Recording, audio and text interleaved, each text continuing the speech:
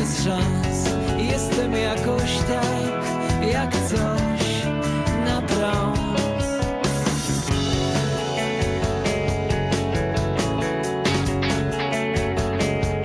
Wreszcie matka noc, korowa mleczny bar, pije koktajl z traw, ciepła chemia w drzwiach i otwieram się na czas, na was, na świat. Kocham wszystkich was i nas, i świat.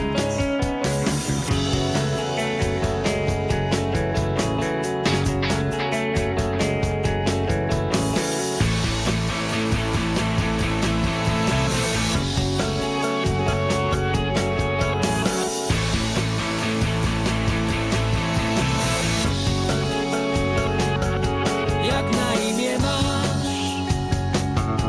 i co brałeś dziś? Panoramix hasz i ekstazy miś. Rzeczywistość jest jak wielki czarny pies.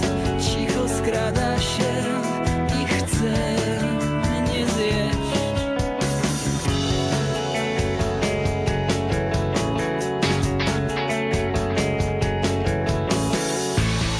Gdzie ja jestem, czy to ty?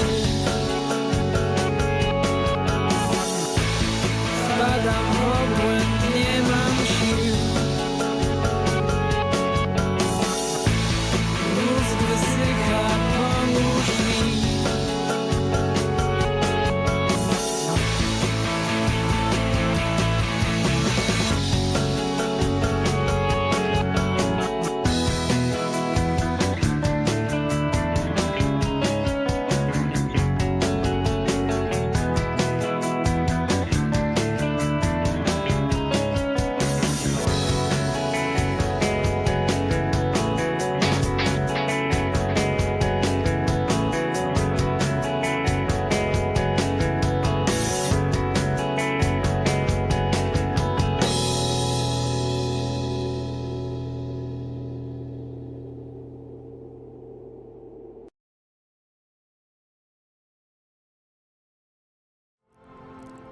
Oh boy. Good evening, folks. How are you folks doing? Yeah. 2 strange days. I don't really remember that much of yesterday. I do remember it was, Actually, no, I don't remember much of yesterday at all. Fucking hell, that's strange. Oh well, anyway, but today was weird as well. Woke up very fucking early. Spent a fairly productive morning until I want to say between 2 and 3 p.m. where I just lie down a little to rest my eyes because I'm getting old. Lo and behold, I woke up like. Okay, well, I woke up at first before 5 p.m., but I woke up like I got out of bed at 6:30 p.m. So yeah, strange, and it's a shame. I fucking I feel I would have done much more today, but it wasn't a bad day. Still, so there's that. Bit more work on the tonk for the client. I know there's some spill of white on the hatch. I mean, it is a fucking airbrush. Repainted the marble wings on the back. Ugh. Also did some work on bull grins for another client. For the other client, I should say, because I'm currently working on 2 commissions at once. Those are for the good news. For the bad news, good grief, I finally, just pulled myself together enough to look into into my bank account. Oh no. It was a sobering experience, which is doubly impressive since I haven't touched alcohol in ages. At all. Yeah. Anyway, back to the game. Okay, it's 5 PM in game. Alright. Hey, Warwick. Must say, it was surprising to see it was Pixaries throwing a I goddamn didn't read it. Ah, fucking ADHD. But yeah, it was strange to see it was Daft Pixaries sending the first message of the day. I don't know. I just gotten a little used to you fucking circling like a vulture over my chat. Har har. Yeah, I didn't spot the Discord notification. It's fine. I'm just taking the piss. Well, partially, it genuinely did catch me off guard. The planks creak beneath your weight.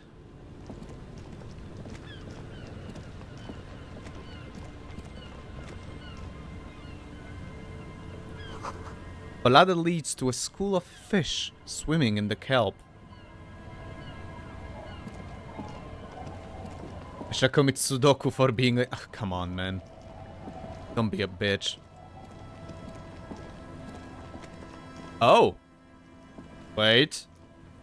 Wait, something I haven't stolen from. Ooh, okay. Fucking hell. It was a good haul, although I do admit part of that haul was the money money from the ravers near the church.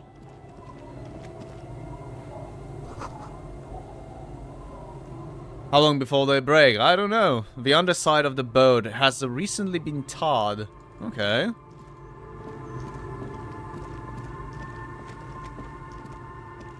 Looking at the speech patterns of that lady, I have a gut feeling that this isn't gonna lead anywhere.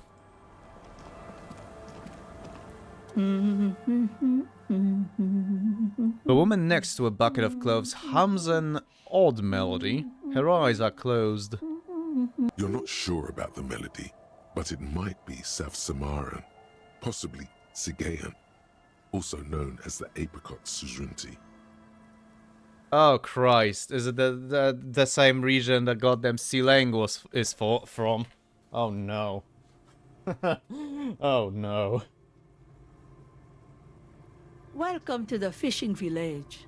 Please lean in closer. I have cataracts. Are you sure about that, lady? Then how does she know you're here?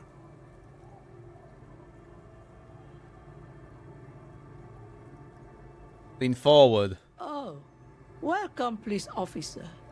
We don't cause any trouble around here. And we don't want any trouble either. We are not here to cause any trouble, madame. Nah, she's not gonna. She's not gonna take the joke. I don't see a reason to raise hell. What he said, we're cops. We don't cause trouble. We take care of trouble. Oh, of course. Last time we saw you around here was 12 years ago. You also came to take care of trouble then. Wish you did. But still, in Martinez, you're considered an ill omen. What kind of an ill omen are we talking about? Oh, the usual. Dark tidings. Black hound. Ah. Wait, I've been here before. No, not you personally. I meant the RCM. Some of the men got into a fight. One of them killed another. Locked himself in that woodshed over there. She points to the building behind her. Oh. He was brooding, needed some help opening the door. You got it open for him. It took him to think about what he'd done in a more secluded place. Somewhere more quiet. That sounds fucking ominous. Harry the Woebringer. Yeah. I mean, there is an archetype of an apocalypse cop for a reason, I suppose. She says it as if he was on some kind of spiritual retreat.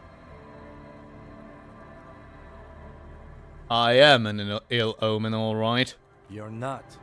No one around here considers us an ill omen. People would have told us.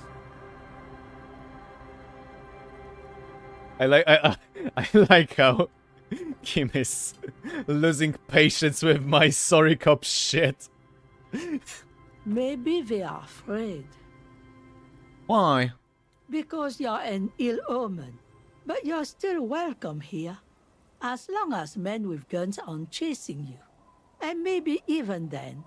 Because that's the kind of fishing village we've built. That's oddly specific. I'm sorry there's not a lot of room to park the motor carriage. And not a lot of houses. Or a lot of people. My kids are long gone. Searching for treasure. So are others. I'm sorry, there's not a lot of room to park a motor carriage. Oh, it's perfectly fine, ma'am. I already found a place. In the fucking ocean. Sorry, I still can't. I still cannot with the fucking motor carriage. I fucking called it in the first or second stream. I think it was the first. Ah, look at me ramble on. What brings you to us?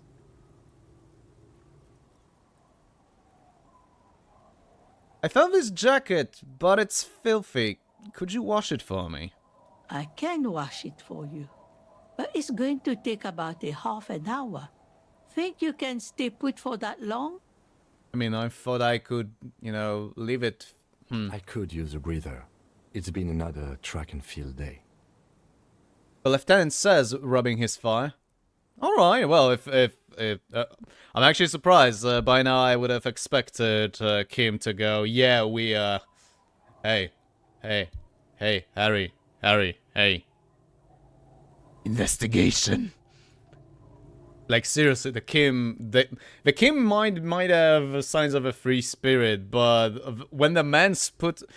thus far, it at least seemed to me that when the man's put to work, he's a fucking hound. You know, just that smelled blood. Yeah, I'll wait. Well, hand it over then, and I'll see what I can do. Must say, I'm proud of this one.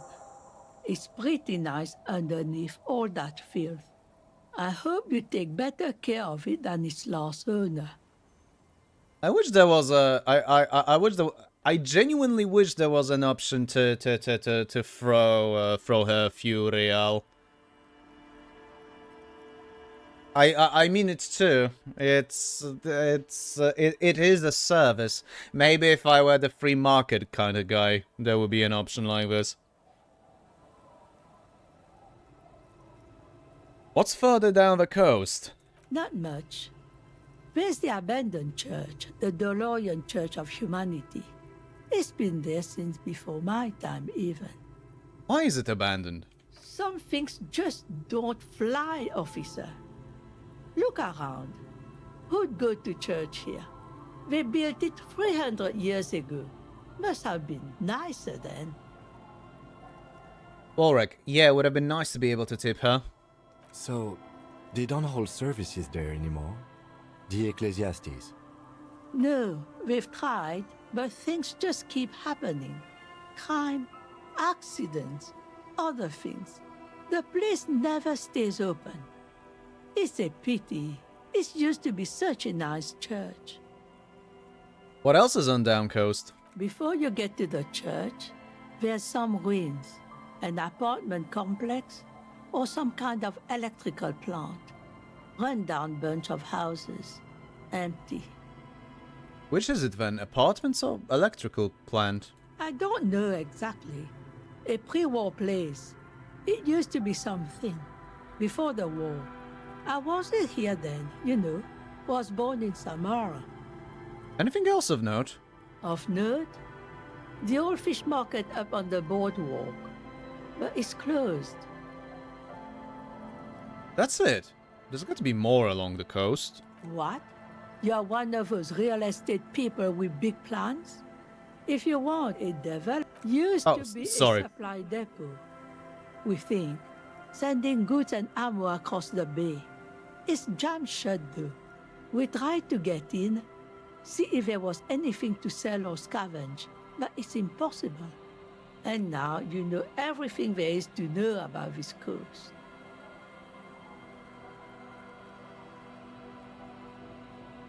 What is in this fishing village? Just us. It's barely a village anymore. We almost don't exist. What do you mean? This is pretty much a non-place. A gap, a blank spot on the map, just a cluster of nameless shacks on a nameless street. The place is so pornographically poor, it's not even funny. Pornographically poor. Holy shit. That's one way to call an area destitute as fuck.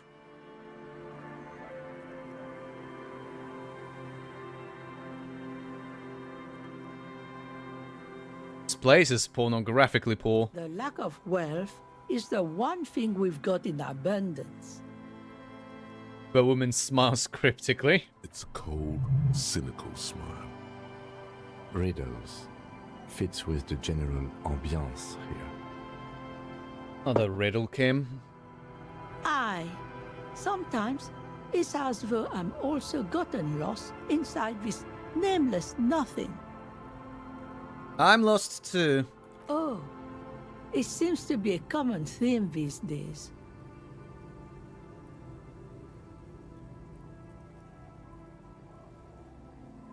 I think I'm in the process of finding myself again. Isn't that what people always think when they are lost? Something I can do for you to find your way, officer? Who else lives in this village?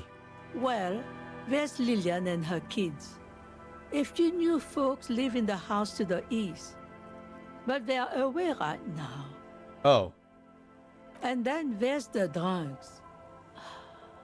Not a pretty sight, but there's little we can do about it. Home is home, even for them. If I were writing this,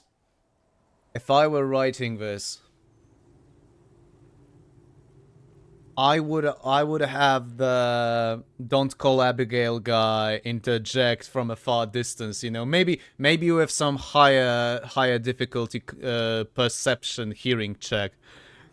You know, to there. "Oh, call Abigail!" from the fucking distance. I met Lillian and her twins already. Lillian is tough. Tougher than the men here, at least. If it wasn't for her and the kids, this place wouldn't have a spark of life left. Yeah, I think I also met the drunks. You think, Harry?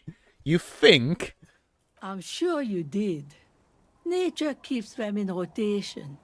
A new face pops up every now and then, and an old one disappears and is forgotten. This is who we are. Fucking hell, that's a bleak that's a bleak insight even for my sorry ass. Holy shit. There's got to be something here. Tell me. Over there, you can find more of the same. Shacks and trees growing wild. That's the pox. Uh-oh. Between here and Jamrock, a dusty sea of old trees, all covered in industrial soot. Small houses under them, an overgrown park. The pox. What's that? An old military hospital. Oh, that. Surroundings. Or it used to be, during the time of the suzerain. After the war, it was turned into a goodwill hospital for shell-shock veterans and folks looking for some quiet in the old sanatorium gardens. Now the area is crisscrossed with nameless streets and makeshift cinderblock houses. Shacks as far as the eye can see. For some reason, I've heard and read this description, and Stalker games, you know, just popped in front of my eyes. I I truly am doomed by the zone. What happened to the hospital? The goodwill ran out. Oh. The staff left and the place was shut down. It's long gone by now. That is a shame. Is there a way to make a little money around here? Here? For you? No, officer. The only money we have here is some coins the drunks tried hiding from their women and then forgot about. Alright, that's another topic I'd like to address. She nods, rinsing another piece of cloth. Tell me about yourself. Who exactly are you here? Me? No one. Just an old washerwoman. Mother called me Isabel, if that's what you're asking. And my married name is Sadie. Now it's your turn, Mr. Lieutenant W. Freighter Javier Dubois. Quite a handle you got there. So many titles.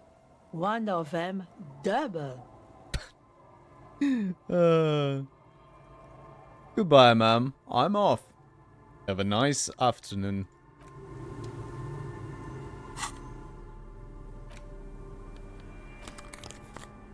That's not what I wanted. Huh. I was pretty sure that I already had, Fuck. I've cleared the items is what I'm trying to say, I guess.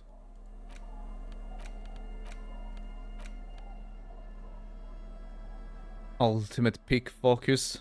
Wow. Ooh. Element proof. Always hot. Sweat like a pig. Okay. Alright. Oh, it's +1 perception because the oh my god. I see the heals. Fucking hell, man. Right.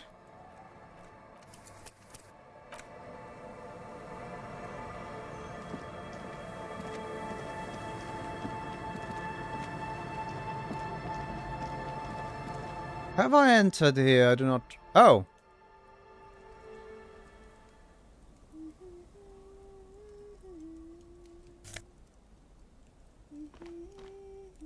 Roofed grouse taxidermy? Okay. Industrial coal pellets burn with an orange glow.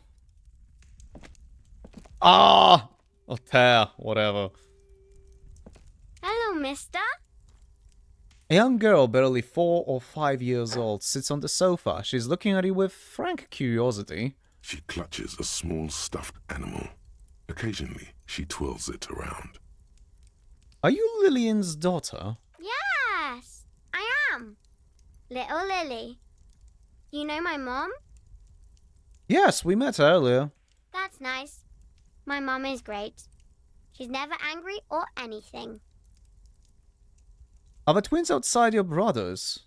Yes. They don't want to play with me. They're older and play outside. Rockethead. Evening, Hobocops. Good evening, Rockethead. How's Italy treating you? They look the same. Sometimes I can't tell them apart. They look identical, right? I said the same thing. They look identical. She slowly processes the word, then snickers with laughter. What's that? Point at the stuffed bird hanging from the ceiling. It's a grouse. She yelps, smiling broadly. Wasn't Gar, the cafeteria manager, trying to repair a piece of taxidermy? Yes, but what's it for? I don't know. Well, can I have it? Sure. Just go and get it. I don't like it anyways. It looks angry. All right. You just need to grab it from the ceiling and go.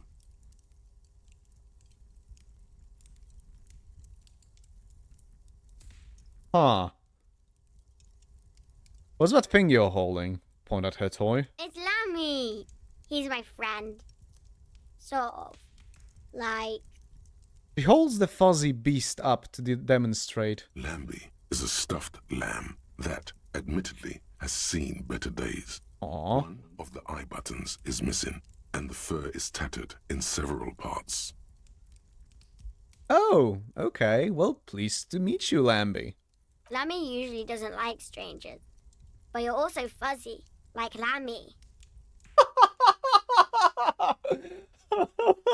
Oh god. Harrier is fuzzy, alright, isn't he? Oh, good lord. Rockhead, recouped the sleep I didn't have yesterday. Ooh, I know well too well. You know how that fucking treats people. Fucking hell. Sorry.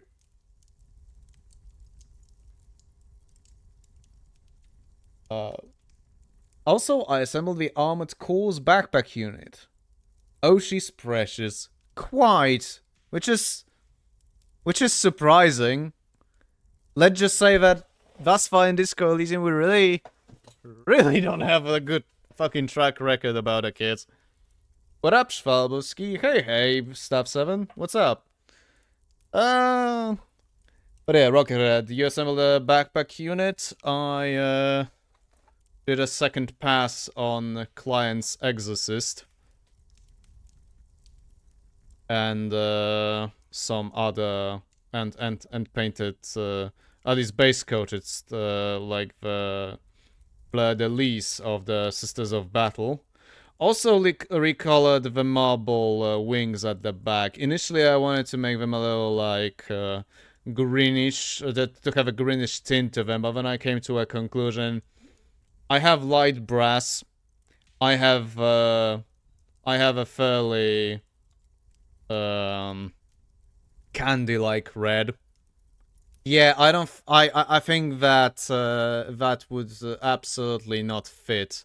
You know, to have called a fucking piece like that over here. So yeah, try to fucking recolor it with Ravebone and oh god.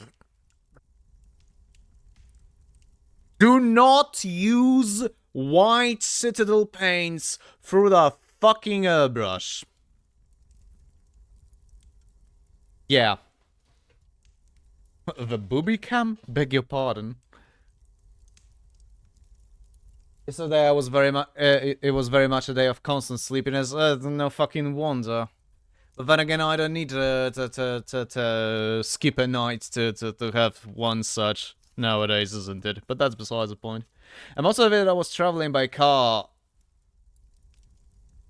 Hopefully as a passenger. I don't think that's a good idea to drive sleep deprived. But I did have a good time with my mom and grandma. Hey, that's something. That's something, man. What a cool rings. I'm not entirely sure if I understood. Do you mean that my client's tonk is cool? Yeah, it's quite cool. It's the Sisters of Battle Exorcist tank. It's a result of someone being thoroughly stuck in the 40k universe and its absurdity. Oh, as in the rings I have on my fingers. Sorry, I didn't catch that. And this is admittedly my bad, just to be clear. Yeah. But yeah, just to finish, the Sisters of Battle Exorcist tank is cool because it's, you know, it's a tank and somebody fucking put an assembly of church organs that fire missiles on top of it. Yeah. That's like the peak absurdist facet of Warhammer 40k.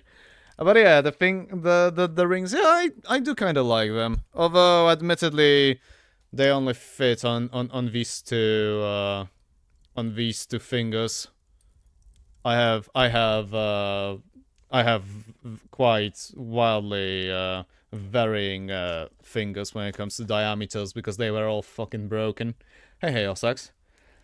No, it wasn't a good idea as a Rockhead, but no one else could drive. I was running on music. Well, I suppose it's a good thing I didn't end up running into a fucking ER. Or a tree. Or a ditch. Or a bunch of kindergarteners. although nothing of value would be lost. I have come to warn you, do not press the button, Harry. Any button. Also, I have no idea what I am talking about. Hi. What?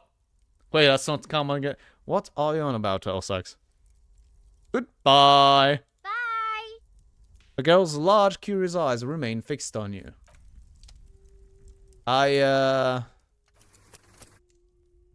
gonna make a save.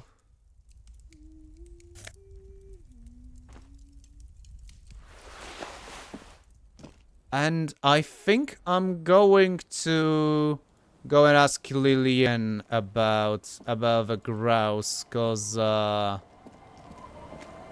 your daughter might have let me, but you are the adult in the well, village.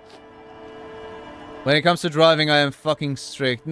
Hey, I'm not chastising you. It's just all I'm expressing is I don't want to say shock, but my worry, and it often can be mistaken for being a twat. Stuff saying, new rings that your favorite musicians wear? No. The story is much simpler. Got them as gifts. Unwanted gifts, admittedly. As in I have received them from someone who certainly should burn in hell and thinks she can and cannot fucking get through her thick goddamn skull that she cannot buy me back. Not after what she's been doing for 20 years. But you know what? They are dope. I like them. And to be fucking fair, the person in question isn't the kind that understands no at all. What's on Harry's agenda today? Well, we are finishing with the at least initial tour of the fishing village, and I'm actually going to return to the areas of Whirling in Rags. I need to consult the radio in Kim's car. Are they comfortable? Actually, yes, quite. Which is, again, surprising. Like I said, I have 10 fingers still attached to my hands, and each of them has a different diameter, because oftentimes even different diameters alongside a finger, mostly because they've been broken when I was 12. Every single one of them. Oh, entirely warranted as a rocket. Also, if I work up the willpower, I might actually build the rest of the core unit and attach everything together. Yeah, good luck with that. Good luck with that. I actually managed to build up some willpower earlier today before I got to using the airbrush. Which, once again...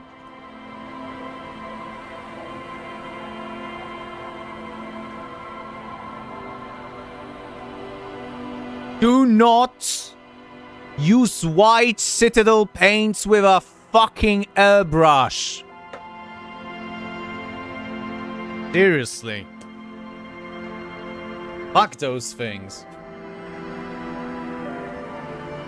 Broken by what means? Two intellectually stunted bullies that got a jump on me. Yeah. 10 fingers, 3 ribs on the left side broken. Alongside, 2 of them along roughly 3 next to each other, 2 on the lung. Thankfully somehow didn't pierce it. And 1 along the heart. Spent 40 minutes lying. Nobody called for help despite the fact that I was lying in the open in the middle of the day returning from school. You know, on a fucking... you know, in an open area surrounded by tall Soviet-era blocks. Also being ignored by 2 police officers while I was being fucking beaten. And on the ground. Had to walk 1.5 kilometers to the hospital. With all fingers and 3 ribs broken. Do not use white airbrush with paint. No, god damn it. Oh, right, I was about to ask Lillian. Aye, the sea's gonna calm down soon. I can feel it. The wind is turning southeast. What's on your mind, officer?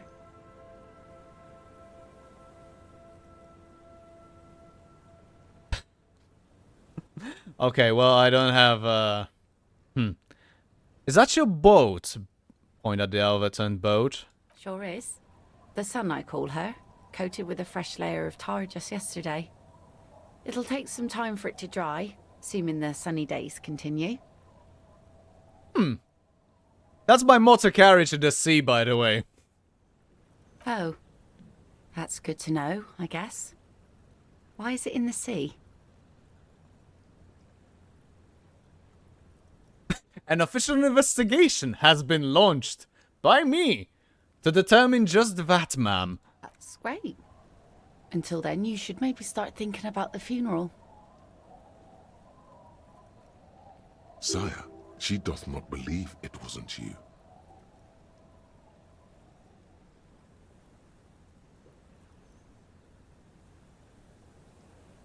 You're suggesting we honor the carcass of my former motor carriage?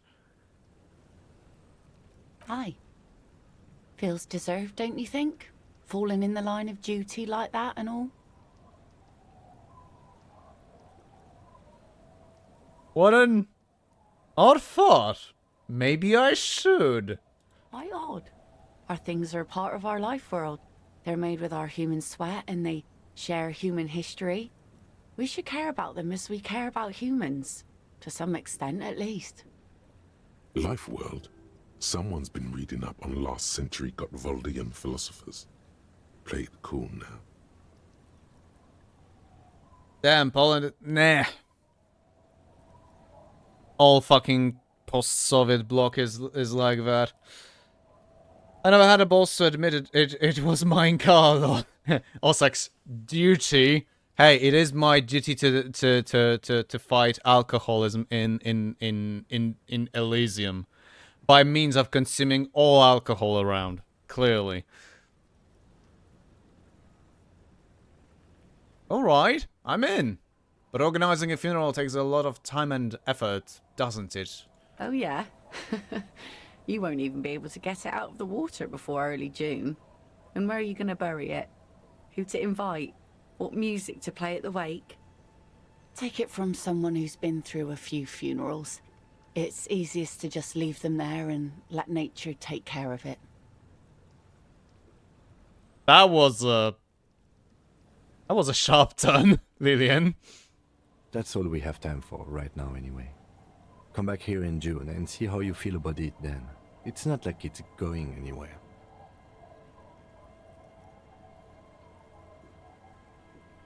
It's a pity we don't get to do more frivolous side activities. Like rejuvenate the doomed commercial area, or... Yes, that is a pity. But for now, let's focus on the things we do get to do. Like the murder investigation, for example. Oh...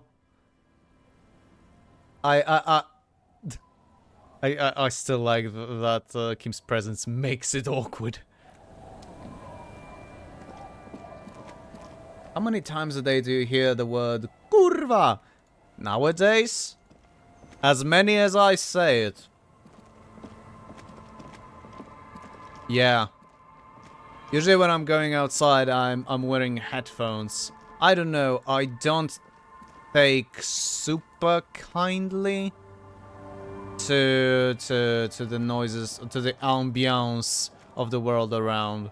Although I do live in a very calm area, which is something I've noticed like 2 years ago tops, when I was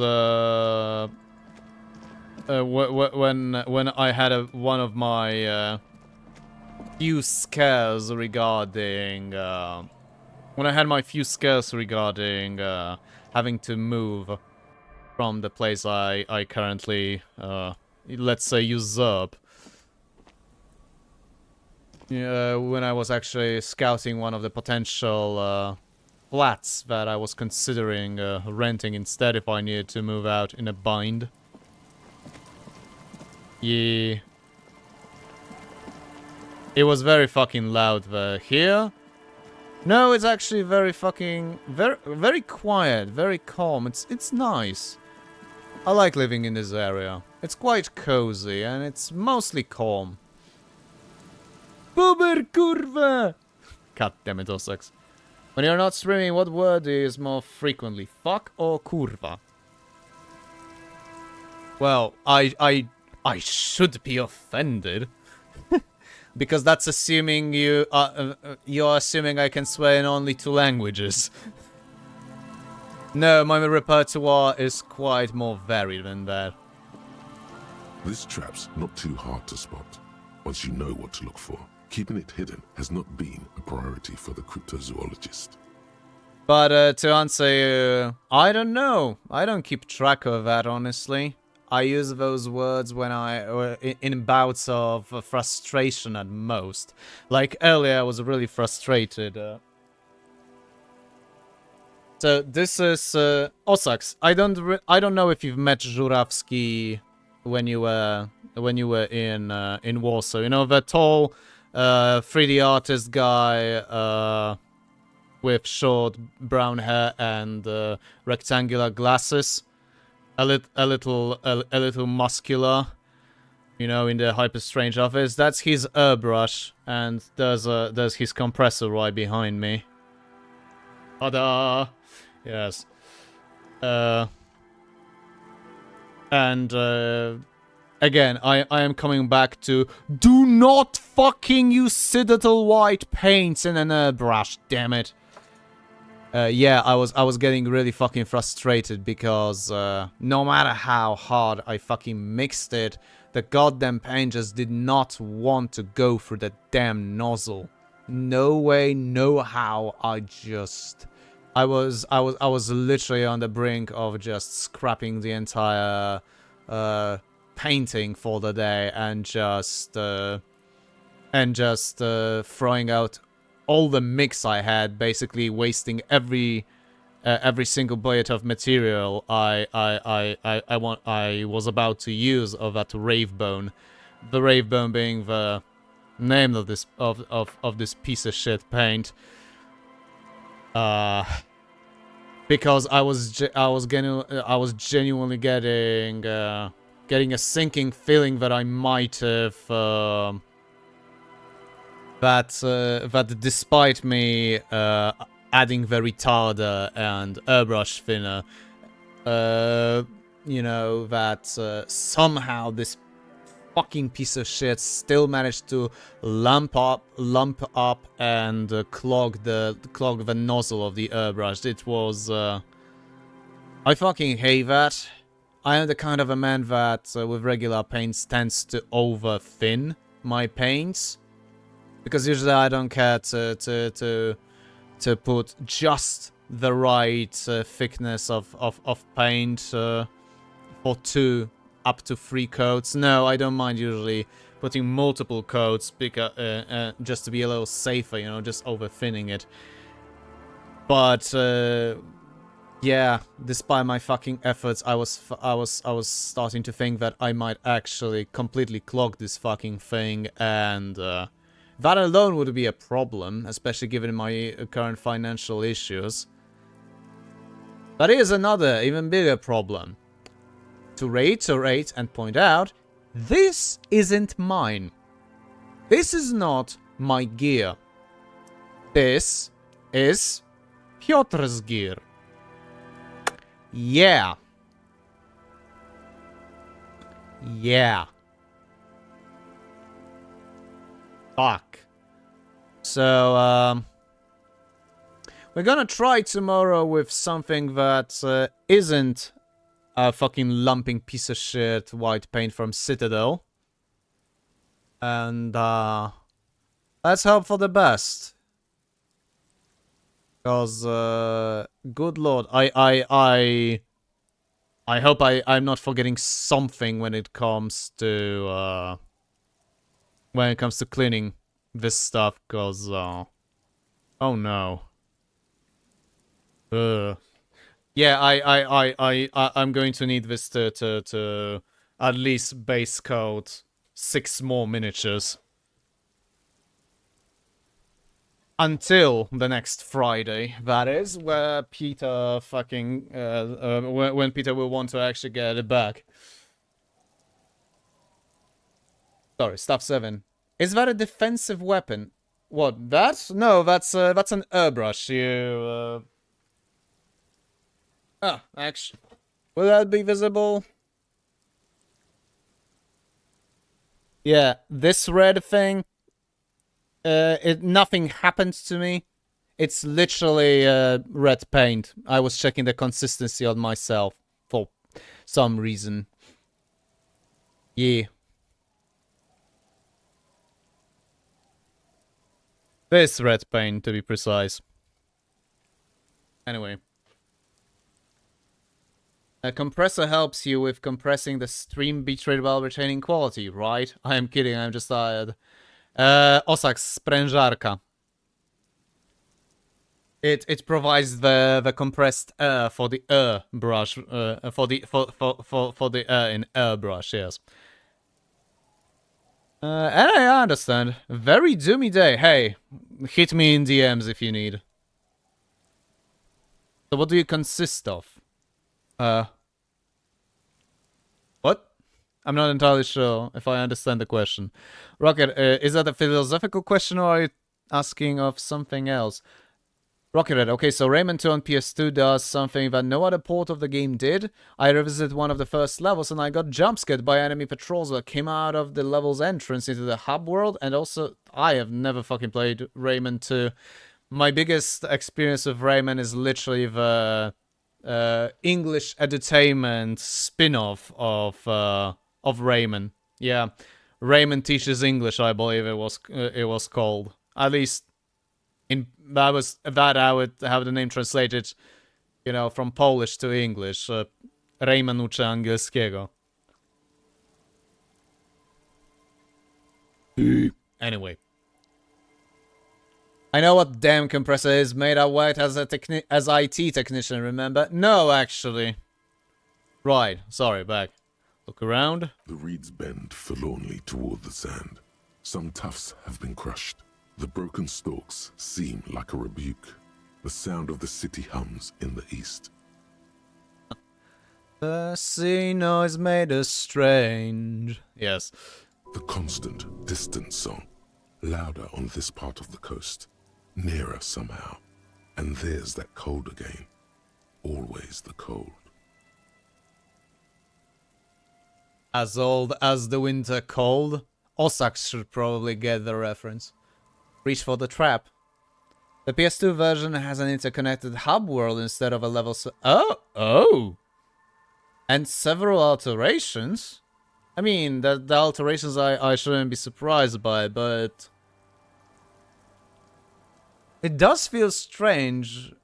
For some reason, it will usually feel like it would go the other way, as in we have an interconnected hub world, but because the fucking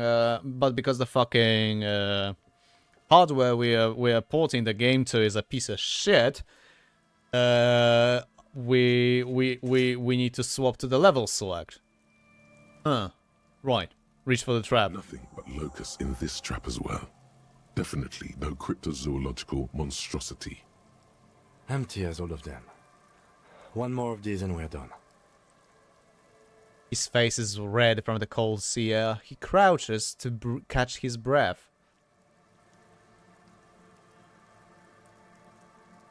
You're getting tired? No, I'm fine. I didn't mean to complain, it's just... He's short-winded. The sentence ends here. Ends there, pardon me.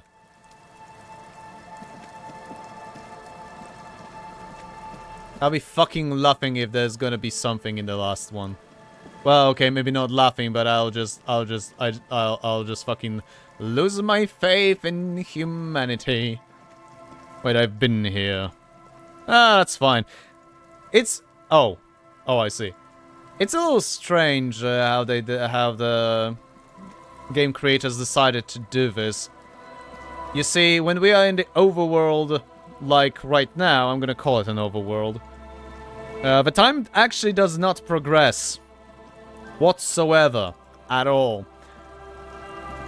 It's only for dialogues that that the time progresses, which is an interesting choice. Often I've seen the games handling it the other way, pausing the world around you when you're talking. Although it does remind me of a project I roused some people back a few years back when I was a university student still, and back when I was living in my previous flat, long before I started this entire streaming business. I actually had an idea for making a horror game, a Lovecraftian horror RPG thing. Here's a bit of a twist of it. The idea was to essentially base it off of a kinda like visual novel format, as in most of the game would be happening through dialogues. Does this remind you of something? Unfortunately, the project didn't really took off. The farthest I've gotten was writing some dialogue tree tools and dialogue library.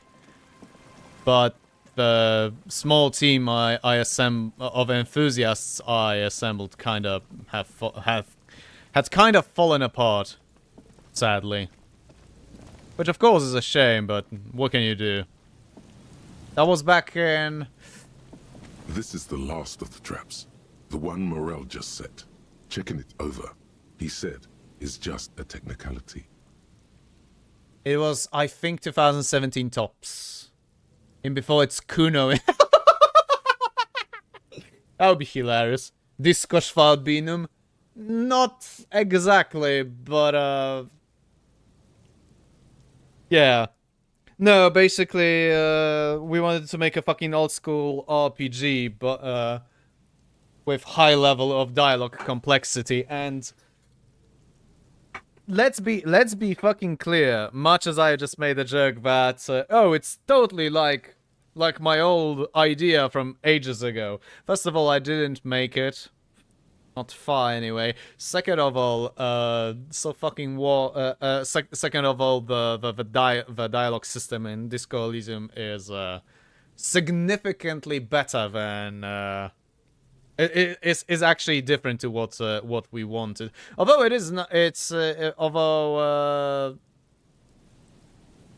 we also wanted a degree of complexity based on the builds, based on the class of a character. It was more around the fact that at the beginning of the game there would be one of the 9 classes to choose from, and essentially each of them would have different reasons to come to a secluded English village at the edge of an ever so ominous forest, and each of them for different reasons. Like, for example,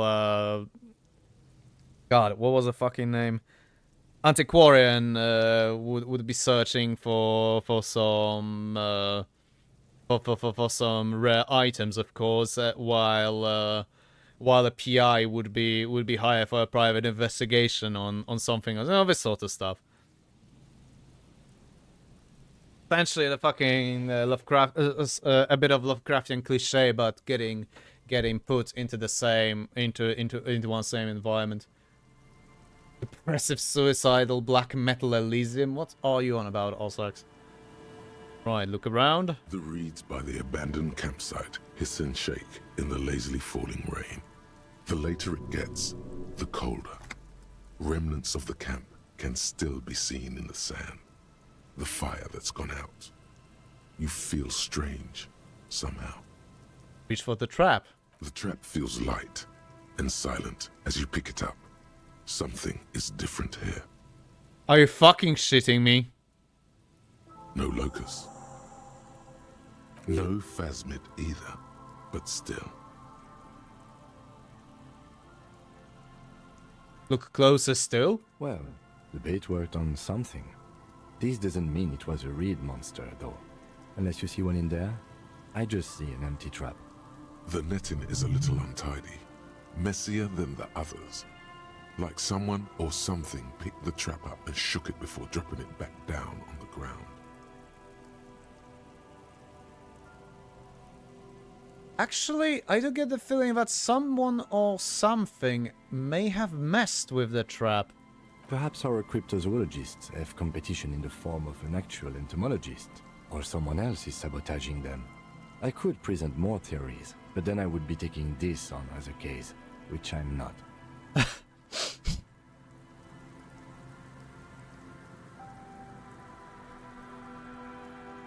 Yeah, it probably wasn't the Phasmid, but still, Moral needs to know. We did sort of promise to tell them, didn't we? He seems to regret the fact. We'll look around. Give me something else now. The reeds by the abandoned campsite hiss and shake in the lazily falling rain. Kunoaid the Locust. What a chap. Wait, it's Kunoaid. It's not Plasmid, it's Phasmid, I believe the name was. The later it gets, the colder. Yeah, the Phasmid thing. You're missing it with. You're mixing it with Bioshock. I want to say I haven't played Bioshock, so yeah. Now that I've beaten System Shock, I think that's one of those games that I should maybe pay some attention to.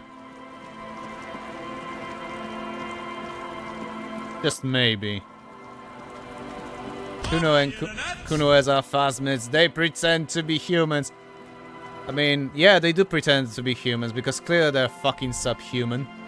Hey, Cyrax. Oh? A creaking ahead. A broken axle grinding.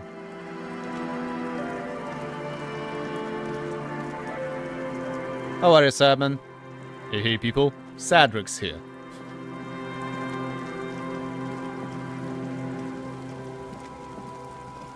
I have a heresy tier conversion idea. I'm already terrified. Hit it. Heresy bringer.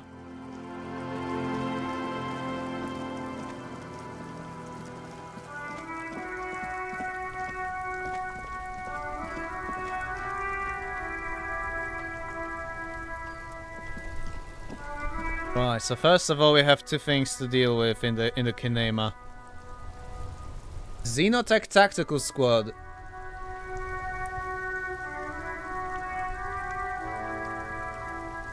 You mean the Deathwatch veterans?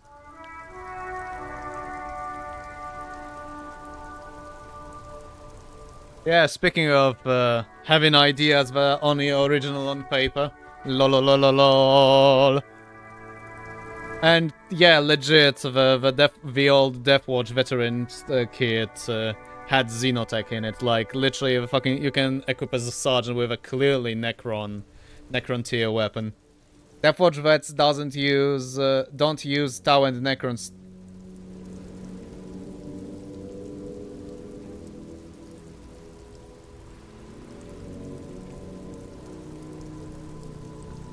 A second, damn it. Give me a fucking second. Give me a fucking second. The fuck is that? The fuck is that in your opinion, buddy? It was not cake. It was cream. The fuck? The fuck is this blade? I know I can barely see it because lighting, but fuck you! What is this blade in your goddamn opinion then, sir? Laugh at this user. Yeah, I am laughing at you. Clearly it's just a custom power sword. Yeah, right. That's what we're telling to fucking... to the fucking fun killers. Like the Red Scorpions or other fucking dimwits like goddamn Black Templars. Speaking of which, I need to get that Ballard's Revenge, or however the fuck that piece was called, Emperor's Champion going with a sword for an orc. I actually do have it because I get, while buying my Chainbreaker Lancers for Christmas 2022, I actually hit You know, or you know, the threshold of, oh, if you spend this much money at the same time, you can get you get to buy something up to a certain, you know, monetary threshold, which, you know, got it. Nothing to see here, so sad. But yeah, I want to have an Archmagos of a Resurrection Orb and Necroninfusion. Alright, that does sound like a fun idea. That does sound like a fun idea. I, on the other hand, am tempted to, because, okay. I am tempted to actually steal one of the servitor babies from my client and actually stick it on one of my knights. But then again, I should probably console him, or, you know, figure something out. When I say steal from him, You see a I steering am wheel, a joking. radio microphone, a pull-out tool. This is Precinct 57. How may I assist you?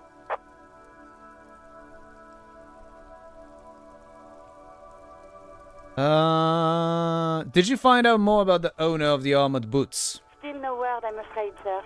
I know it must be frustrating. Was there anything else you wanted to ask? Oh. Okay. I thought it was gonna be another 24 hours, but I'm seeing there's complications. Right. I need to report a dead body on the Martinez boardwalk. One moment. You can hear her shuffling through some papers. Can you please describe the body? Age, sex, cause of death? Oh, I fucked up. I should have called the library first. Austin Powers, Inquisitor, and Groovy Cherub babies. God damn it. No.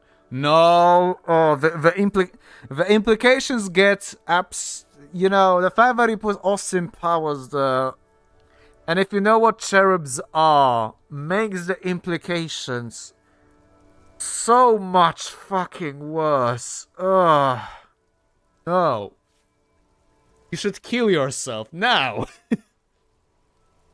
Well, for those who don't know why I'm having such an extreme reaction, the cherubs are literally vat-grown lobotomized infants. Yeah. Turned into servitors, which, yeah, the lobotomization is a part of a process, but still. Like, no, that's going too far. An unidentified middle-aged man, height 170 to 175 centimeters, dark hair, medium build. Looks like he slipped, fell through a hole in the boardwalk and hit his head against the metal bench. We suspect he might have been inebriated when he fell. There were bottles all around him, and traces of vomit on his shirt.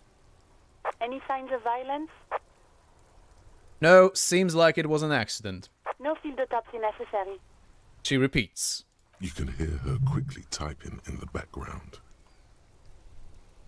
Warwick, vat-grown lobotomized infants. That's not something you hear often. You know, Adeptus Ridiculous is a great channel. Bricky, and it's basically the premise of that channel on YouTube is in a podcast form. Bricky, 40k nerd, explains to DK, the newcomer into the franchise, you know, various aspects of Warhammer 40k, the universe, its history, etc. They have an entire episode about servitors and especially how they are made, and yeah. Sarax, welcome to 40k. Yeah, welcome to 40k. One of the factions literally have a fucking church organs turn into fucking missile launchers. Missile pods, I should probably say. Whatever. What about his belongings? Did you examine his clothes? He was wearing boots, trousers, and an all-leather jacket with a bright blue lining. I found a library card from his pockets. Any information on the library card? It's from Central Jamrock Public Library. It belongs to someone named Billy Mejean. Good. You have a lead. No kidding, Alice. Do you and Lieutenant Kitsuragi want to take the case, or should I assign it to someone else? We're taking the case. I have assigned the case to Lieutenant Kim Kitsuragi. Please follow up on this library lead to identify the man. We'll send someone to take the body to the morgue. That's all for now. Thank you for reporting in. Is there anything else I can do for you? Please connect me to Jamrock Public Library. Hold on, officer. Oh boy, sorry about April 18. Warhorse released new game. I hope it's more Henry. Henry Praiser! I'm quite hungry.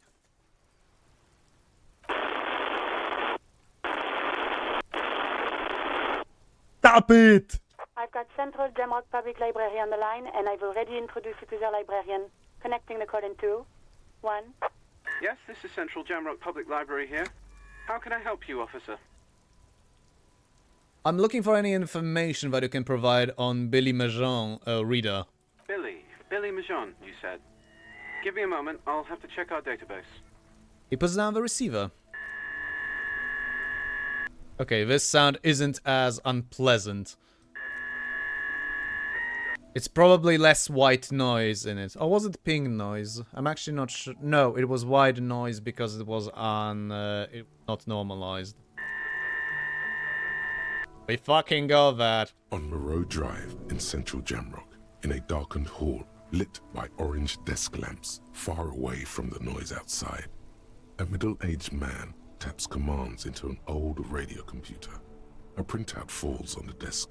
Behind him, a lonely reader scours some dusty bookshelves, looking for a paperback. Man, this actually reminds me of one of the few nice aspects of my junior high school, and that is the library, where I spent quite a lot of time, given the fact that I had exemptions from physical education and religion classes. Ping noise. Anyway, I'm gonna go work on the conversion, AFK. No worries, Sarahs. Hey, thanks for stopping by. Yes, hello, are you still there? I found Billy Majon's home address, is that alright? No phone number, unfortunately. Ooh, that's shame. They're too poor to have a phone line. Yes, well, home address is fine. Here we go, sir. Rue de Saint-Ghislain, 33B, apartment number 20. It's in Martinez, I believe. Capeside Apartments, it says. That's all. Oh! Oh! I mean, I should have probably guessed. That's where the smoker on the balcony lives, isn't it? Well, the smoker is 28, so number 20 will be inside a building. Right. Do you have any other information on Billy Majon? It says here that they returned their last book just a few days ago, but I wasn't at work that day. Do you know someone who was? Marie? Marie? Do you remember a reader named Billy Majon? They returned a Tybalt book the other day. Here's someone answer from afar. Maurice, what? A woman yells. Then, yes, okay. If it was the police, she starts explaining something. Alright, sorry. Yes, it was my colleague Marie. She said that it was Billy's husband who returned the book. He also asked for this new sci-fi release, Lowe's Radio City 87, but we don't have it yet. Good. You have a name now.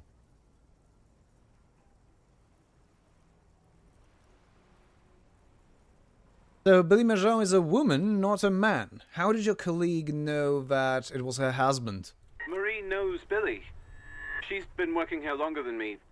Sometimes her husband returns some books for her. Alright. Do you know the husband's name? Sorry, no. Marie only knows him by sight.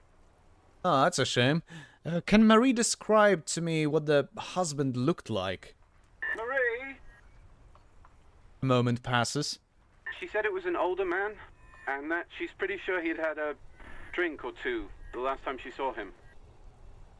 What was he wearing? 1 second.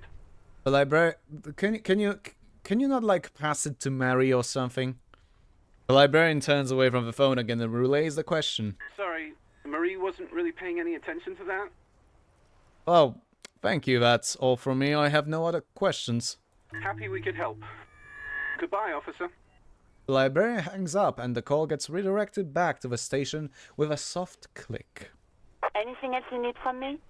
Actually, no. I'm done with the radio for now. Have a good evening, Alice. 57th, over and out. In the cabin, you see a set of steering levers, a radio on a hook, a pull-out toolbox, and the soft glow of the fuel preheater gauge. Also, the audio and the voiceover is so damn good here. Like, I am in awe. Yeah. Yeah, it's great. It's fucking great. Although,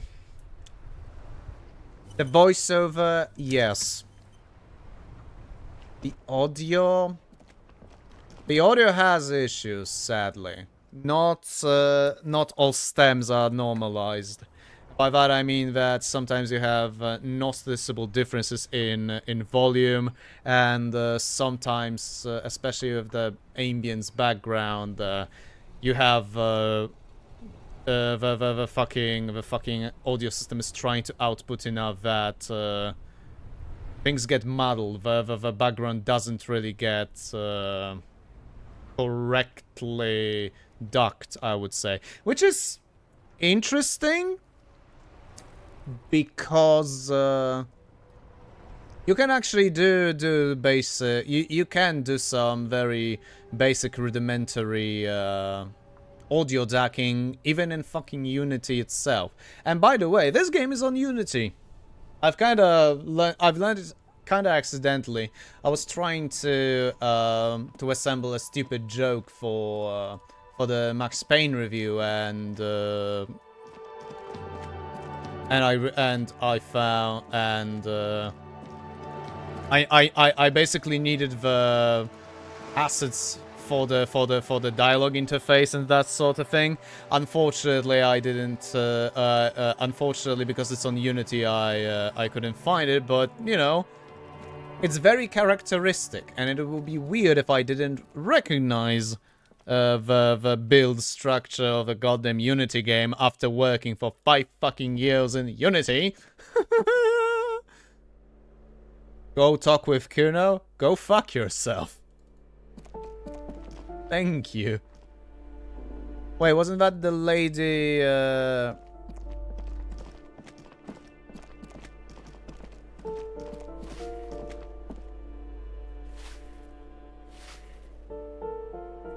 Wasn't... Which flat was that? You hear someone walking around inside, rearranging the furniture. Okay, that's 10. Wait, so 20... No, 20... Okay. Balcony, that's exit. Right, the exit brings me over here. And the balcony would bring me over here, so that's...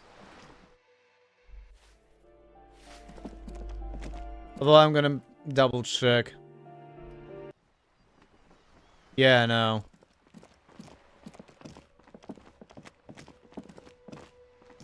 Yeah, that's not here. Hello, Cindy. Bye, Cindy.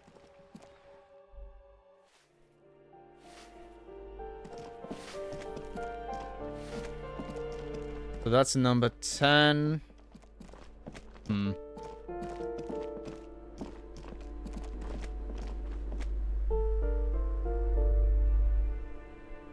Right.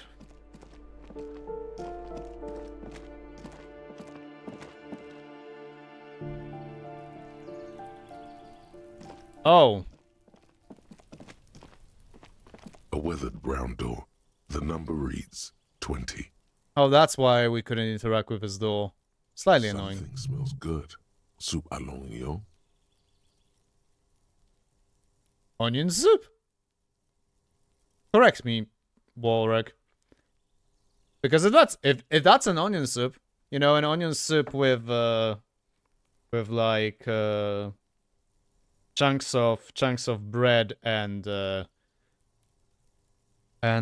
shredded fucking was it Parmesan or cheddar? I don't remember. It was cheddar, I think. And shredded cheddar. Absolutely fucking splendid.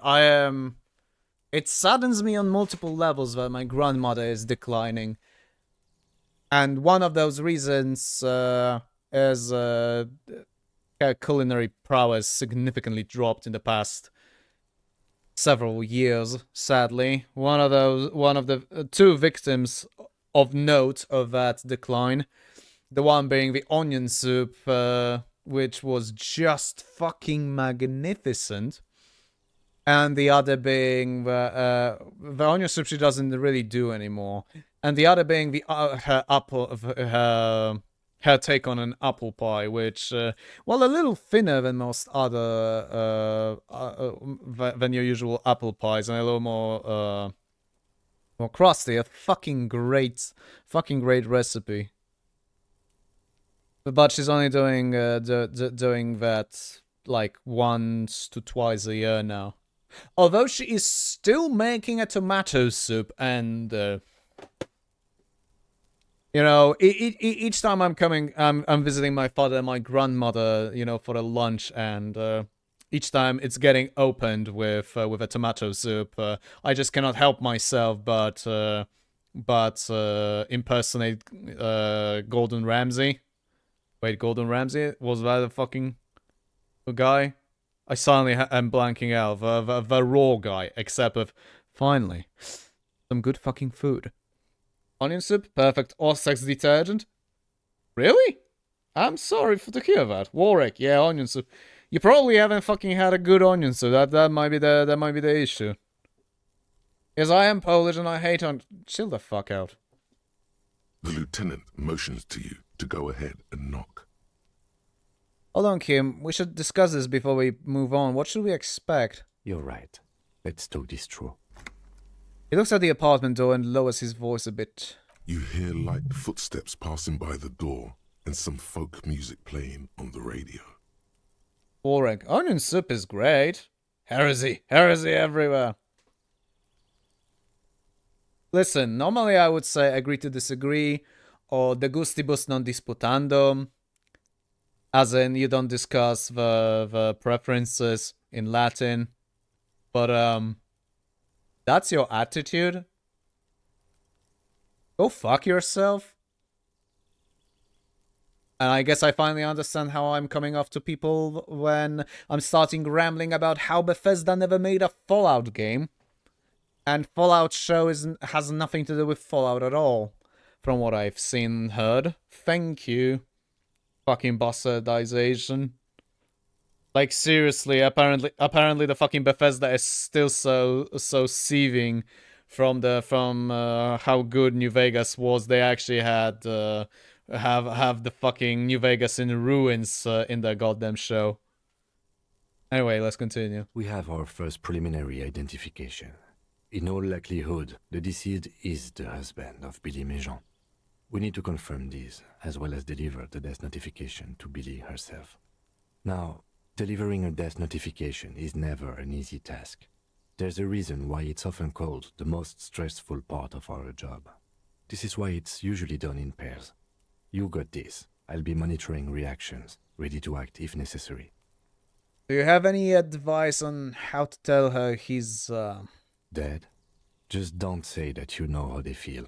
You don't. That's actually a good advice. Alright, I think I'm ready. The lieutenant motions towards the door. Donk. Hello? Who is it? A voice calls out from the other side of the door. And someone turns down the radio. Is this Billy Méjean's home? This is the police. Please open the door. The police? A moment, please. Give us a moment. You hear shuffling inside. Us. Tidying up. Nervously. Come in. The door is open.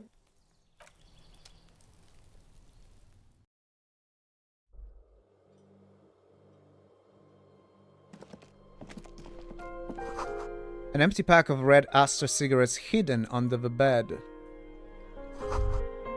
Windows covered in old newspaper clippings. Can they afford curtains? That is actually a good possibility. Packages of humanitarian aid macaronis. Some leftovers kept warm on a stove top. There's like buckwheat and onions here. I like the music in this scene.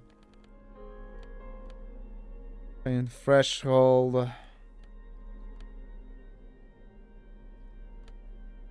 Yeah, I think I'm going to go for the empathy shoes. Oh, come on. No, no, drama, don't fucking act up. Drama, don't fucking act up when I'm supposed to deliver. Yeah.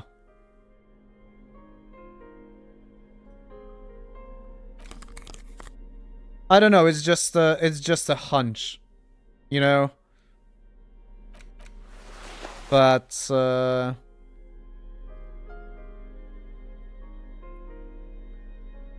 yeah.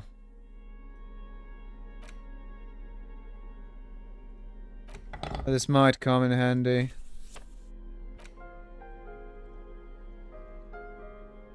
Ruffed grouse taxidermy. The price, also don't fucking think that the price escaped me. A chalk-drawn height chart for children's growth over the years. A textbook for high school. Mathematics, trigonometry mostly. The clock is ticking away with an odd cheerfulness. Posters of contemporary pop stars adorn the walls.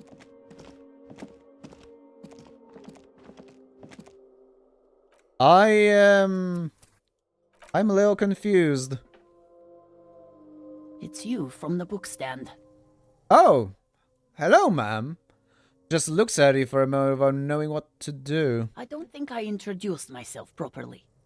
I'm Billy. Would you like something to drink? Tea? Lemonade? We're out of coffee. The lieutenant has taken off his foggy glasses and is busy cleaning them in his handkerchief for now. You're on your own here. Condensation from stepping inside. He must feel vulnerable without his glasses. Is this why he's letting you take the lead? Thanks, but I'm alright. Is this about Victor, my husband? Is he in some kind of trouble again?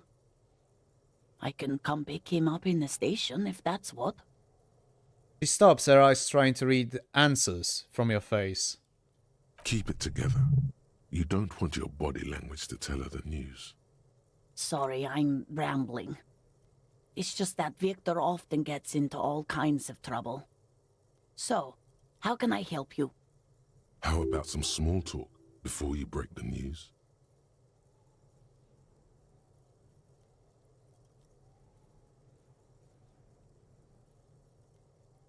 I like that you get +4 from Kim.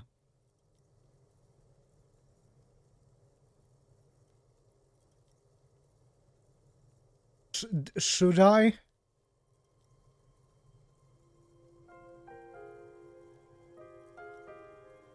You live here with Victor, your husband, right?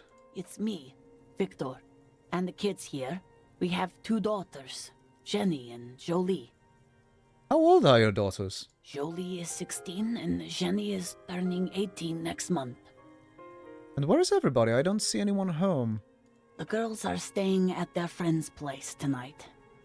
And Victor is out. In more ways than one. She swallows visibly. Out where? He has a problem with drinking. And so he disappears every now and then. He's probably in the parks drinking with his friends. I sent him to the library a few days ago, but I guess something came up. Do you remember what he was wearing when you last saw him? His old leather jacket. Can you describe it? It's just your average brown leather jacket, but he bought it as a teenager, so... What about the inner lining? Yes. The lining is hand-sewn. It's blue. I tried to make the thing more weatherproof since he's running around with it in the middle of winter. There's something else I have to tell you. She folds her hands across her chest.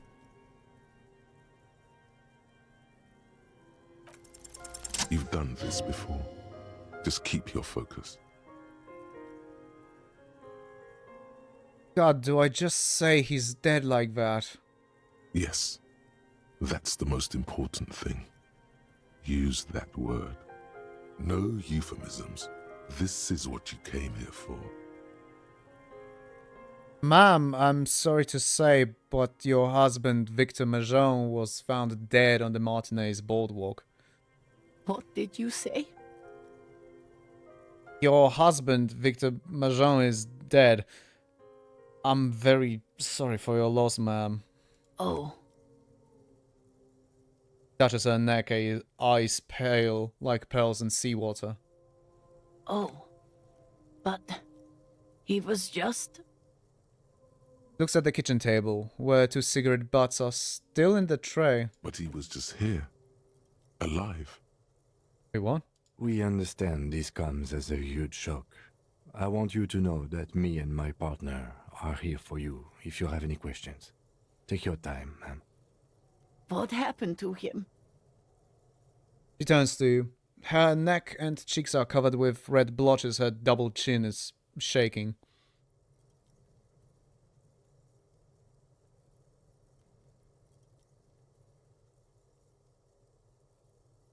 It's still early to say, but at first sod it. No, let's just give the women some closure. It was an accident. He fell through a hole in the boardwalk and hit his head.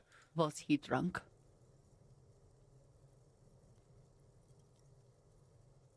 Alcohol may have played a role, yes. I see. And you just found him there, lying in the cold. How long had he been there?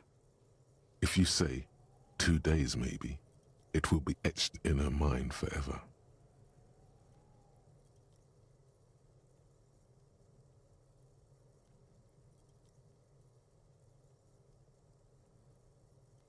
Oh.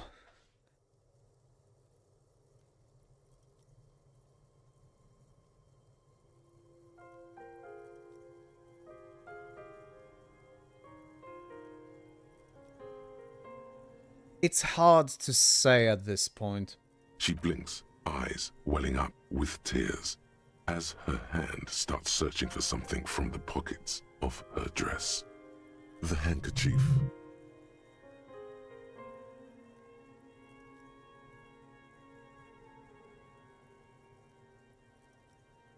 No words, just give her the left hand's handkerchief. A small, terrified smile quivers on her face as she takes the handkerchief and wipes away the tears. She looks disoriented. Is there anyone we could call for you? A friend, a family member, someone who could be here for you?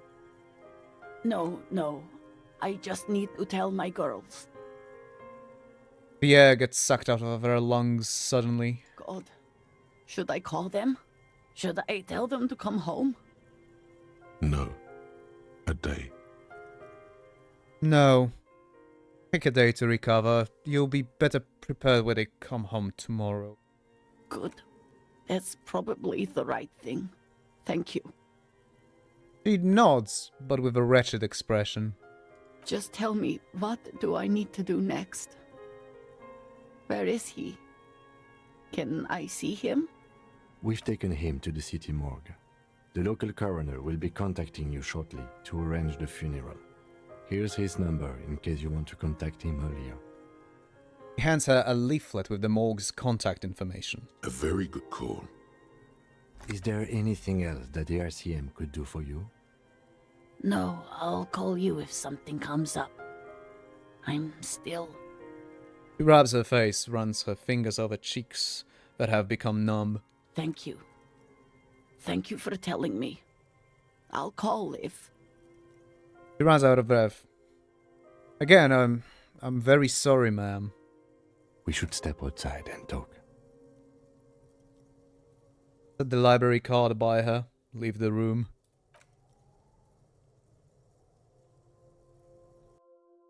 Fucking hell.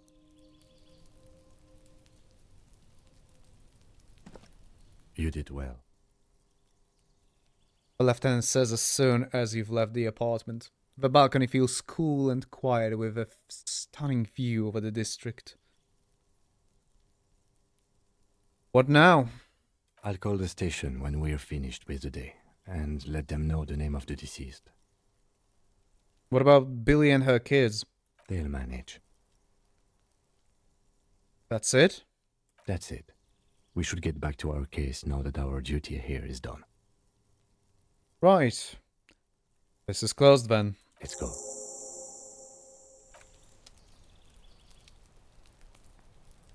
Fucking hell.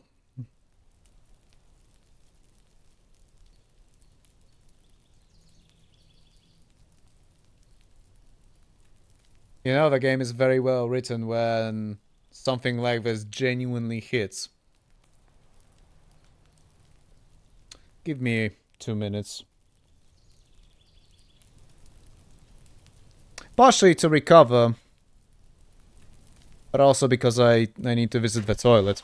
I'll be right back.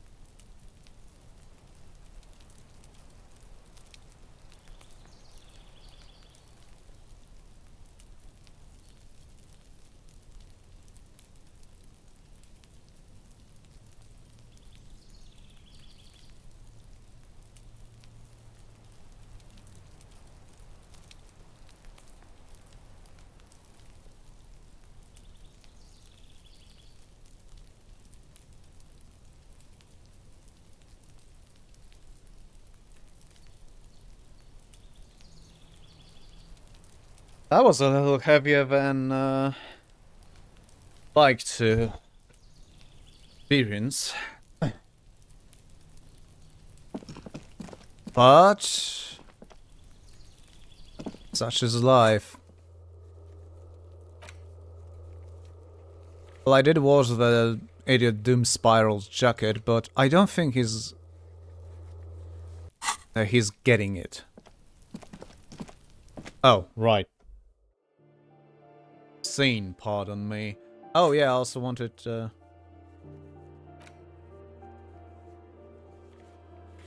Huh.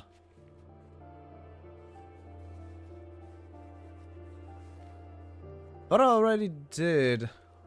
Well, never mind.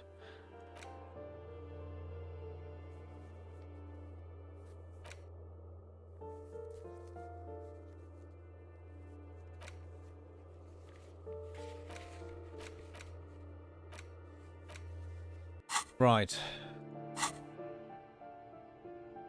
Maybe it will sound laughable to some, but that did shake me up a little. Believe it or not. Oh my fucking god. A safe right before we fucking told her about her husband. was done on a goddamn papal hour. Oh no.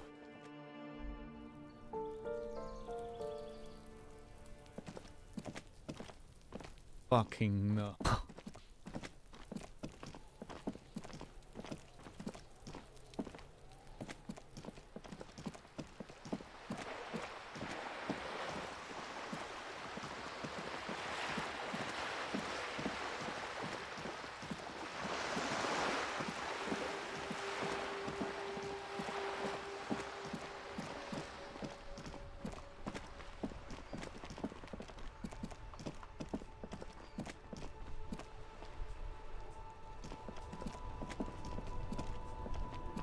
Actually, let's... Make way for the master poet.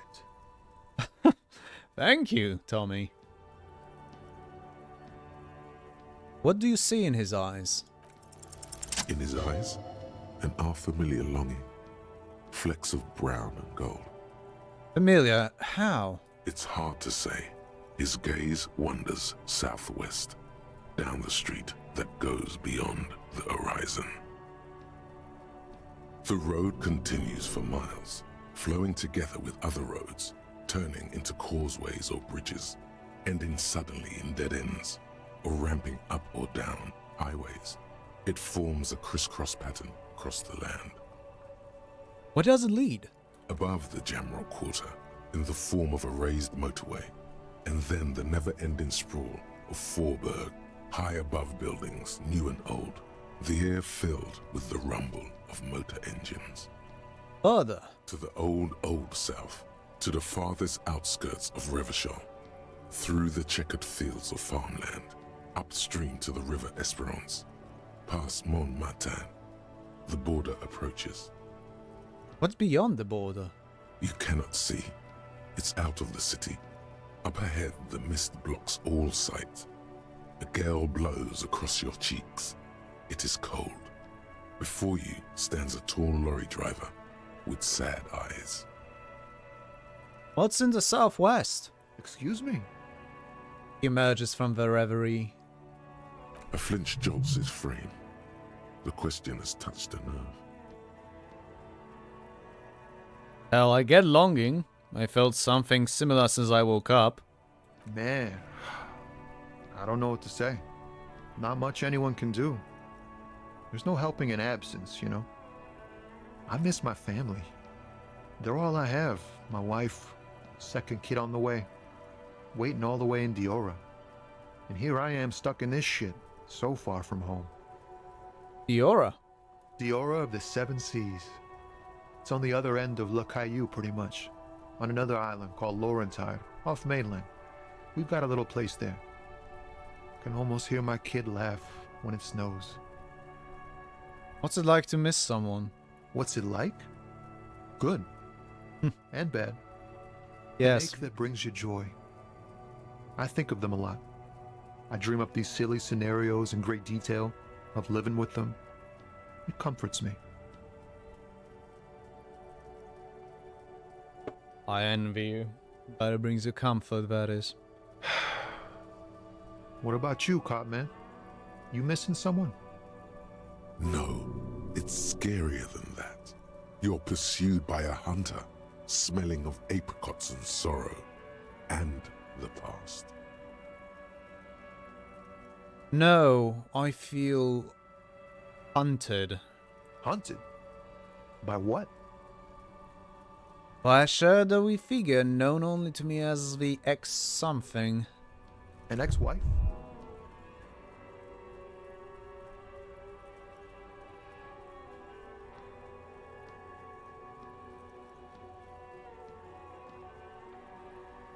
Oh, come on, dude. Don't be a pussy. We have so many drugs you can fucking weather this. No, it's a great white ghost that eats the world. Osax, I came back after checking on cats and first thing I see is Harry taking damage, lol. Well. You missed us breaking the news to the wife of the dead cunt on a pier. Any of our previous... Oh, okay, so you've been around. Yeah, quite. This conversation with Tommy once you pass the empathy check, though. Yeah, that hits too.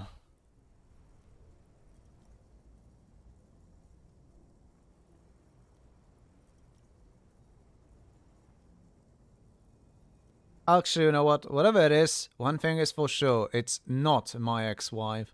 Still, a shadowy figure. That sounds pretty bad.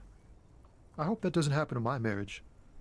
For some reason, sire, he pays no heed to your objection, continuing instead as if it were your ex-wife. Strange.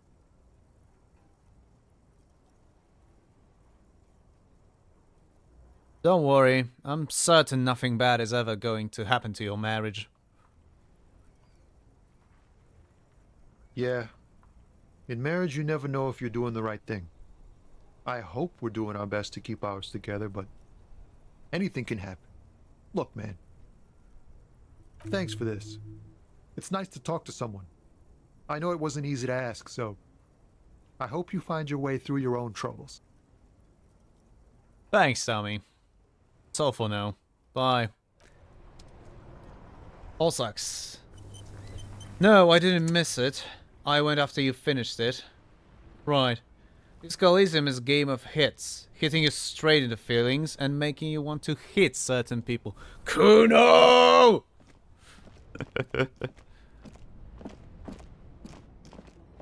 Of this prick.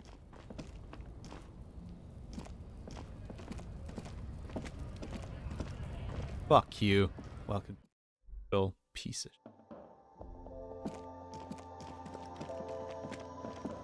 The tear machine stands in the corner. A sign says, 1 bottle equals 10 cents. Inside their bottles. Your bottles clunk into the machine, and the money appears with a satisfying jingle. You're a richer man now.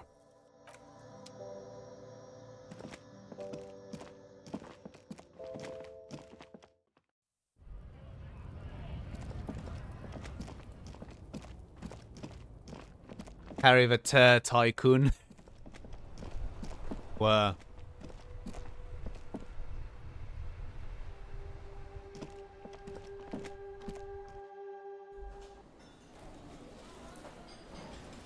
Ooh. Okay, I'm gonna make a save because I'm gonna try something that I did not end up too well. Wait, what? Oh, okay. Okay, that was weird. Why was the Inland Empire +2 in green there for whatever? Ooh, -4 authority. I want to actually try that authority check for Hardy. Maybe I should do it in a moment. Right. I have no minuses to authority anymore.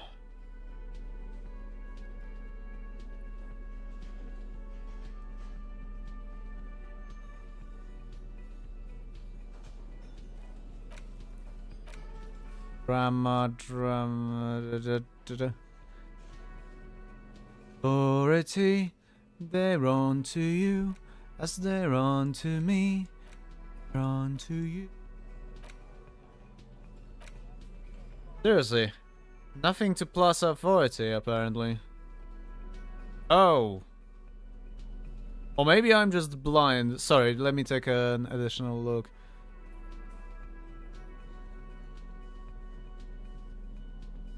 Yeah. Oh dear.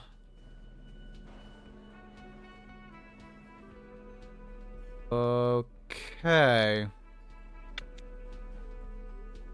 Good. But naked is 100% authority. I somehow doubt it, but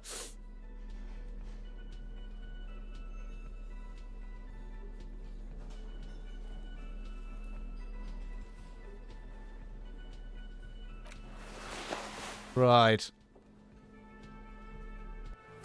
Actually, before I try that check...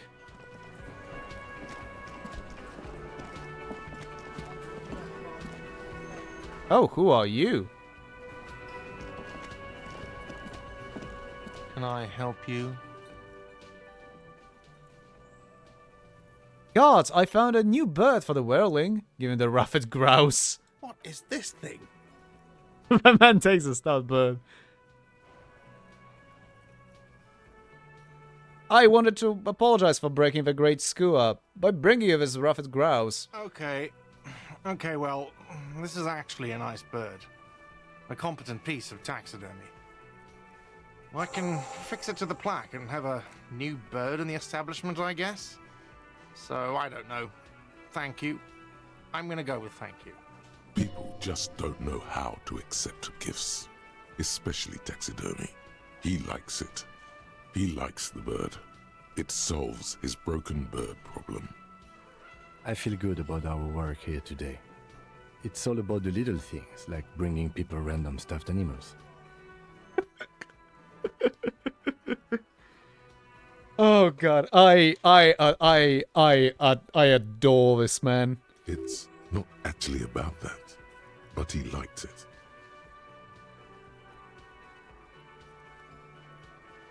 Goodbye. Who are you, I wonder? Well, we're gonna figure this out in a moment. Oh, sweetie, I don't even know how to thank you for finding my husband and helping him out. I hope we haven't been too much trouble for you. It was just in my way while I was working the case. Here, I want to give you a small token of my gratitude. It's a tie, Meskin origin. The pin is an antique, quite special. Oh! The little silvery knob holding the tie together feels warm in your hand. It's in the shape of an avian skull, with 8 eyes. You could ask her about this when you get the time. It's probably a cryptid, but the phasmid, of course, is more important. Oh, you never told me you've seen the phasmid.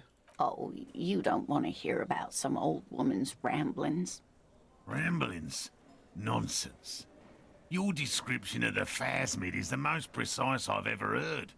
But, darling, I didn't even get the size of it right. What? Measuring things is important.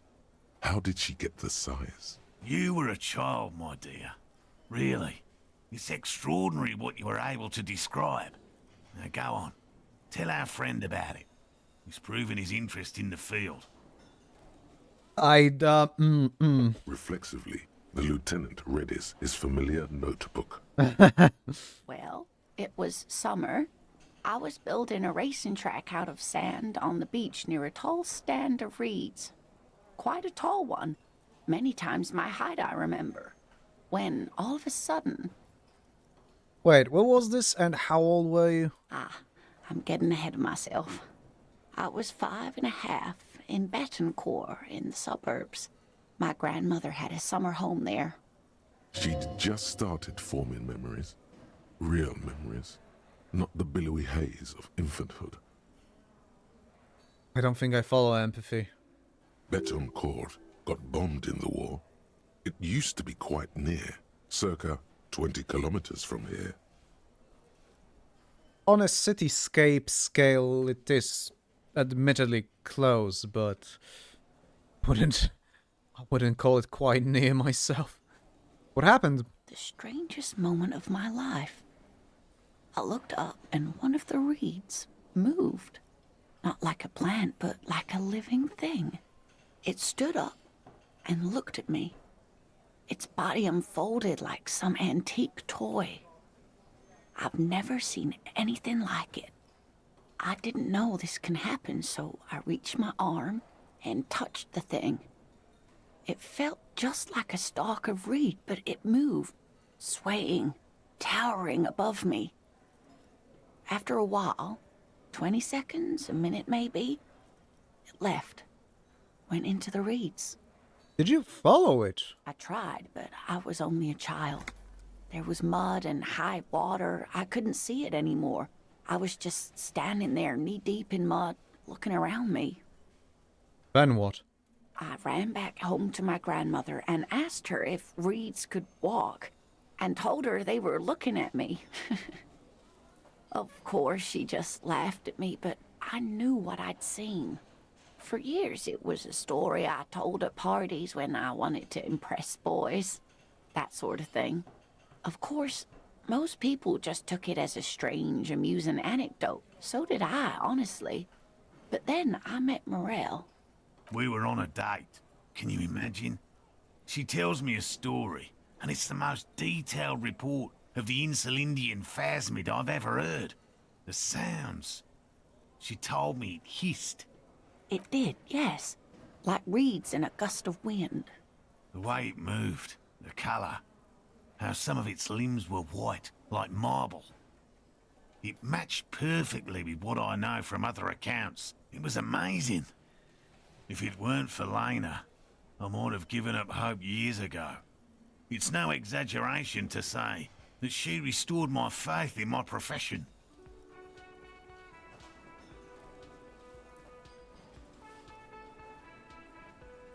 You know what? I don't care today for some reason. It's probably the fact that I had to tell her wife that she's now a widow. Put it bluntly. Thank you for sharing this with me. You're welcome, sweetie. I do appreciate the chance to relive it whenever I get one. It was just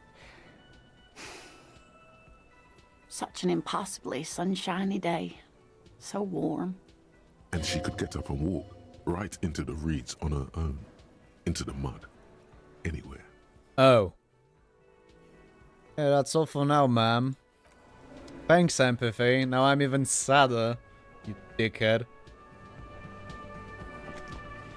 I couldn't possibly shower thanks on you as enthusiastically as my wife has. But I am grateful for your assistance, officer. He tries to play it cool, remain professorial, but inside, this man is itching for some news on those traps. So I checked all the traps. Good. Okay.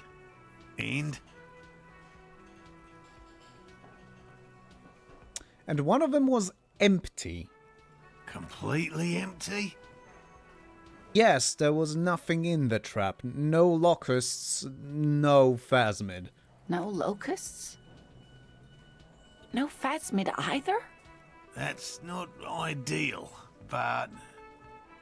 The empty trap was the one at your campsite. Maybe this factors into it somehow? I definitely left that one stocked.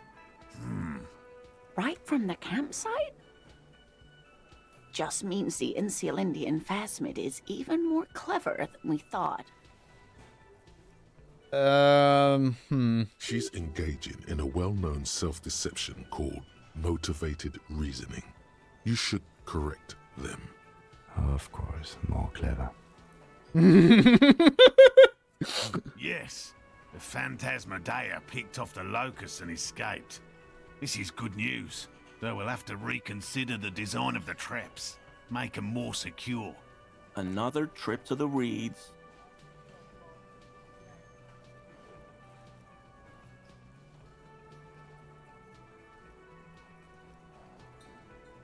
It's not very scientific to reason backward from a conclusion you want to be true.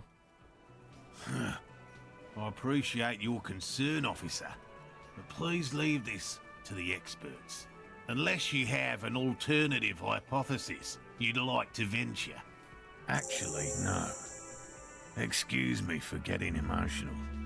This is a big deal for us. You've helped us twice now, and brought some great news too. My gratitude, and the gratitude of the Société Cryptozoologique de Ravachol, is yours. Heartfelt gratitude. But does it feel like closure? What really happened? Thank you, it's an honor. We should probably return to our main investigation here. This has been refreshing, but... Damn it, Lieutenant. Have you no intellectual curiosity?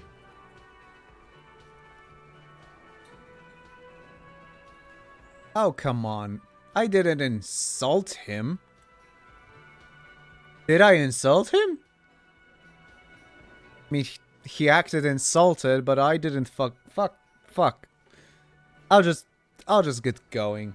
Fuck you.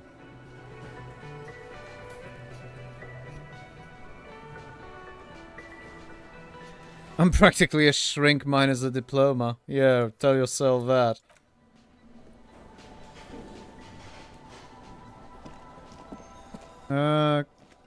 Two in the chest and down he goes. Yeah, right.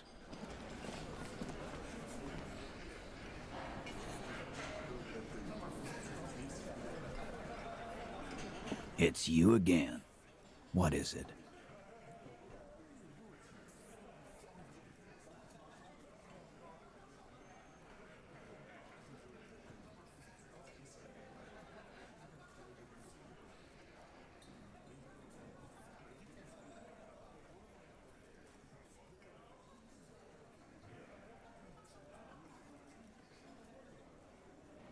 I found someone who saw the hanging.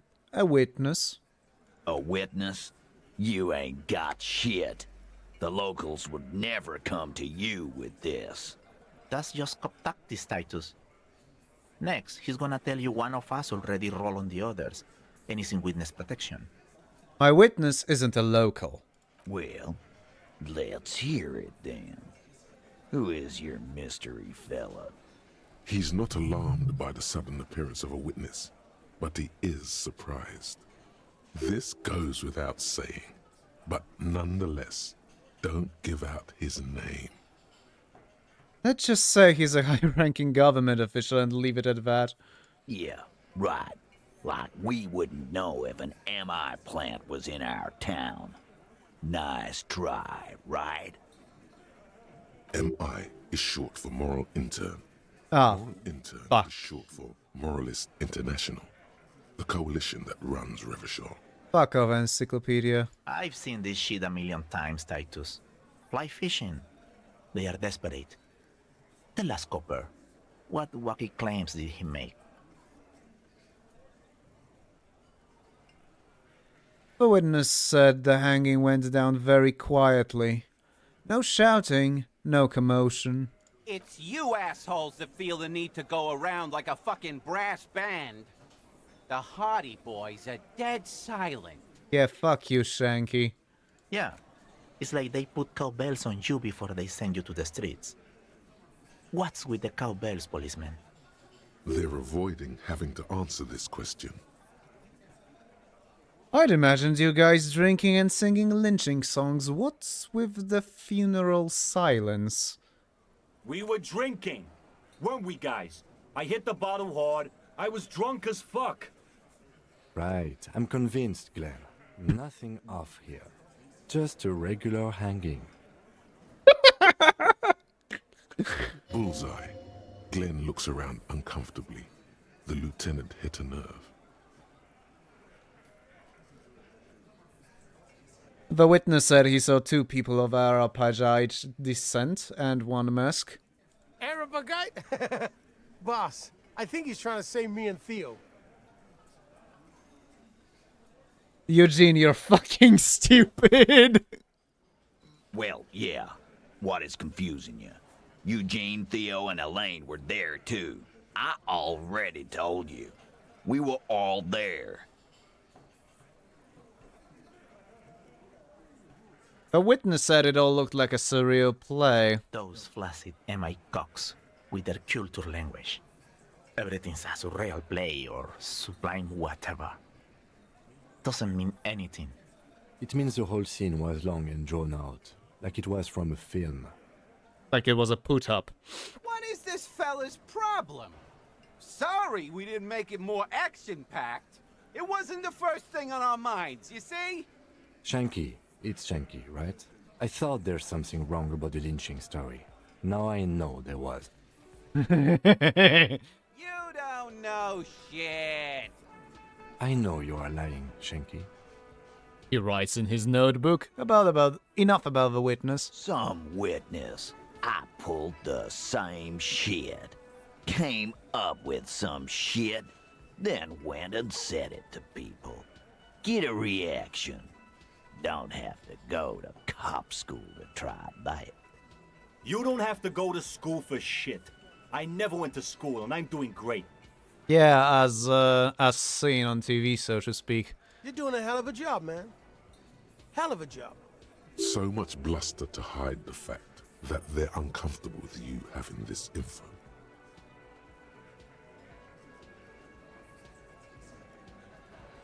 You know what? I'm gonna make another save for now.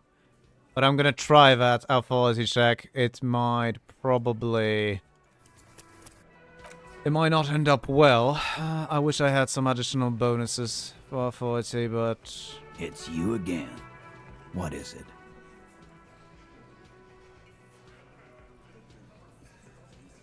Establish authority. I'm saying popcorn in the chat. Oh dear. Establish authority. Yes. Authority. Feverish thoughts race through your mind.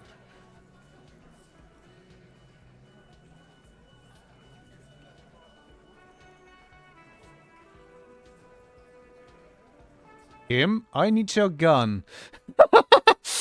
Oh no. No, that's it? That's all I got? Did you already try the gun thing?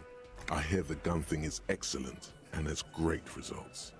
Oh god, no. You're probably right.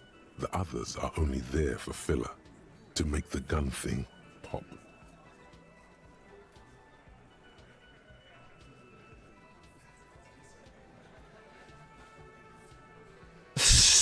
Oh no.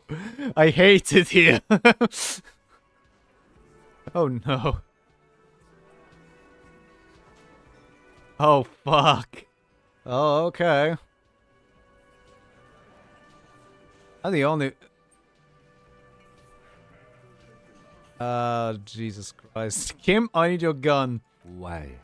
This is not what he thinks it is. This is a great idea. I'm afraid it's not what you think it is either.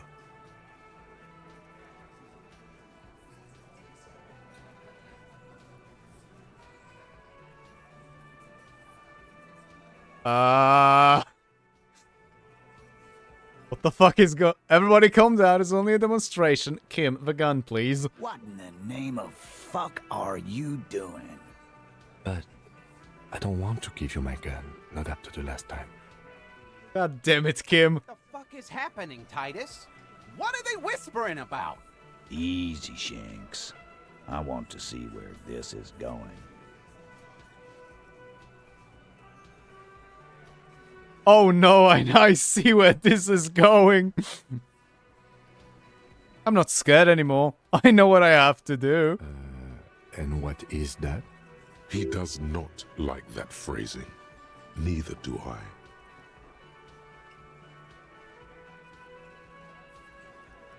Trust me, Kim. I am merely flesh. Merely what? He doesn't quite catch the last word. A brief moment passes in silence when... Be careful, it's loaded. Jan Hall says and gives you his firearm. It feels oddly light and buzzing in your hand like a funny toy. Good. Now put it in your mouth. I fucking knew it.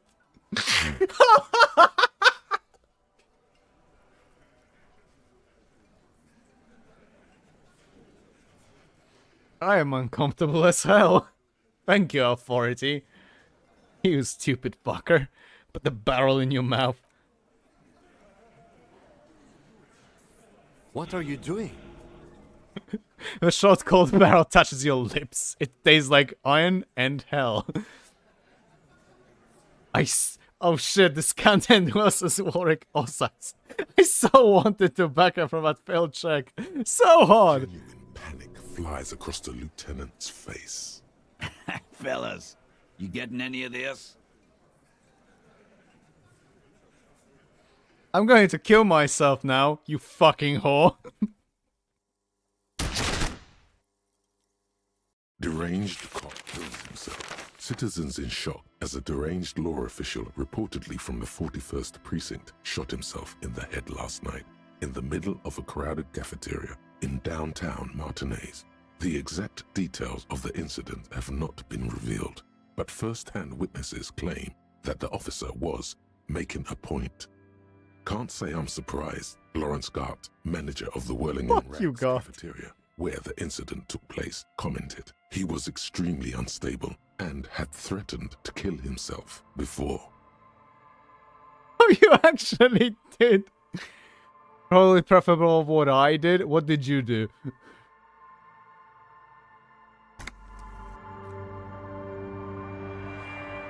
He's never gonna forgive himself for ending which is why I saved this shit. Why am I laughing? Give me a second, I need to get something to drink.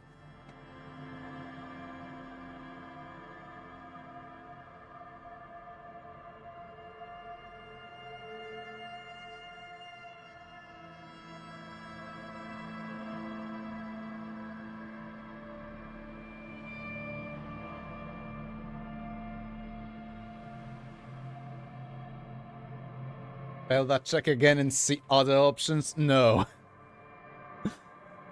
Actually, okay. Okay, but you're paying for my emotional damage. I'm too broke to fucking deal with it myself. It's you again. What is it?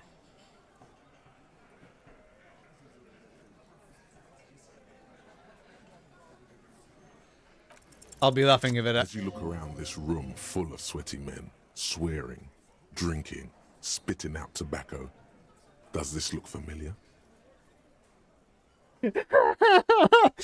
Well, I guess fuck you or sucks. Oh, wow.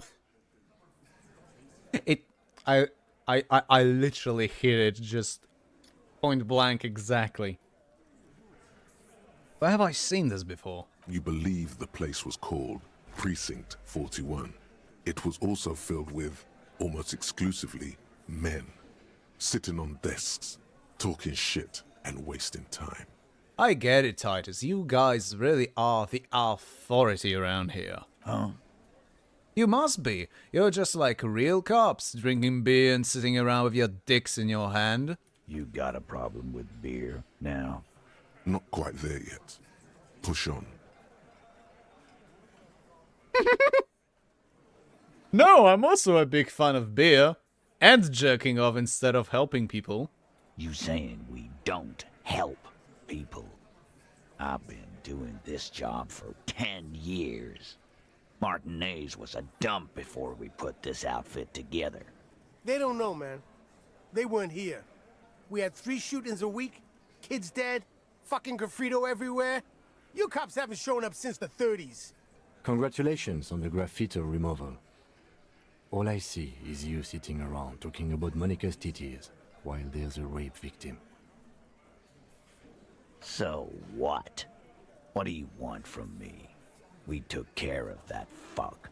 He picks the beer back up. Don't let him drink that. One more push. Quick.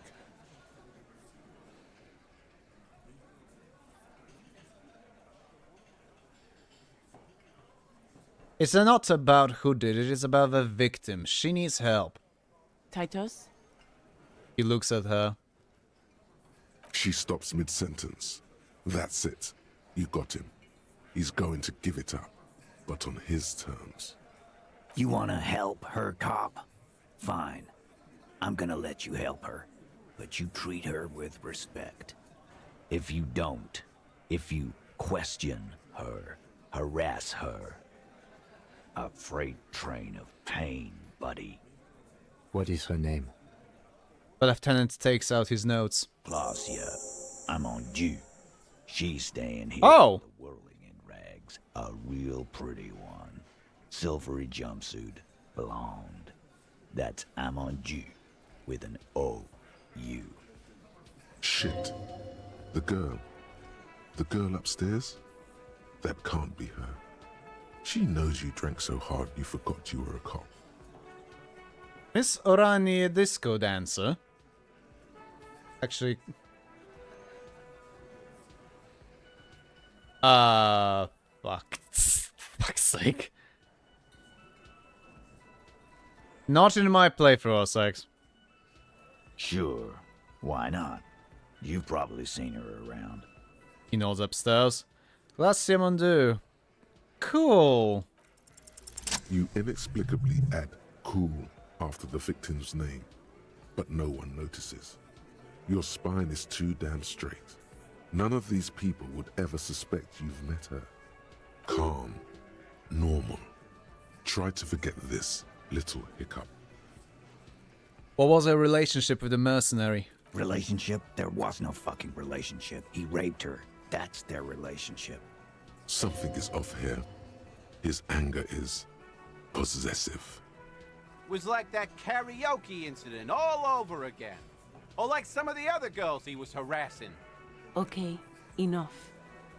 All of this is irrelevant to your stated investigation. Fuck off, Elizabeth. When did the rape happen? He did it before we killed him. He's not gonna do it again. So what does it matter? Because your story doesn't check out from the start. That's what matters. It would help if we establish a timeline. All right. 2 weeks, maybe? I don't know. I need another beer. Turns to Glenn. You're not getting another beer, Titus. Here you go, boss. A tall blonde throws him a can. Titus cracks it open. What is your relationship with her? I know her. He looks around and an uncommon silence fills the room. How well do you know her? Don't, Kim.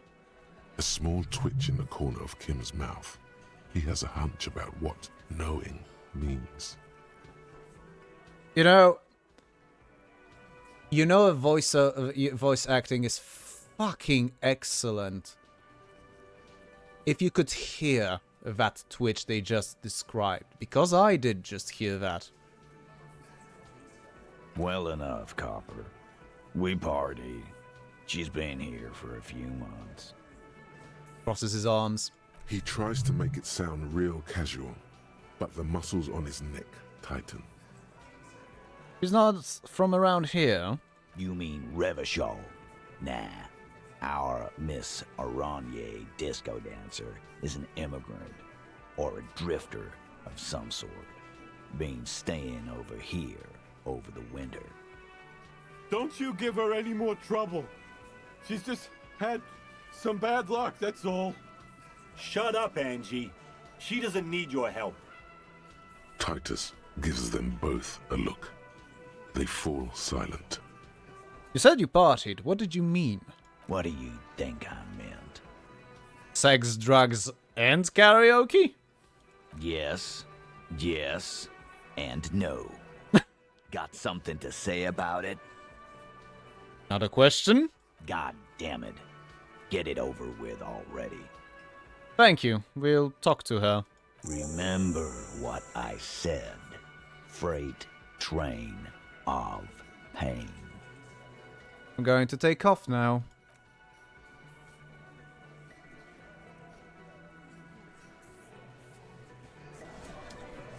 Okay, I did not expect a fucking break with 28%. 28%, that's...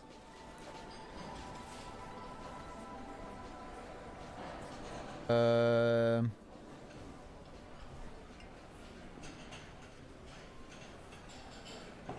think that's... Yeah, never mind. Can't fucking think straight for some goddamn time. For some goddamn reason. Blech. Always a pleasure to see an officer of the law. Oh, okay. Some of the models don't fucking reflect the portraits. That's the one thing I would have an issue with this game. I thought that was a complete... Yeah. I mean, officers. Right. Go fuck yourself.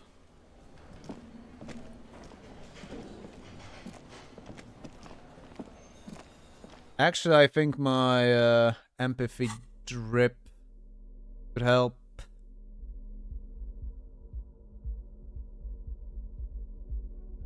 Actually, I do have some empathy bonuses. Right.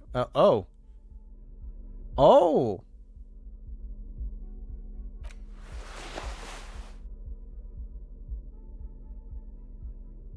Alright. Oh yeah, I don't have a hat because I've given it to the girl. By the judge, DSL, I believe her name was. I've never been good with names.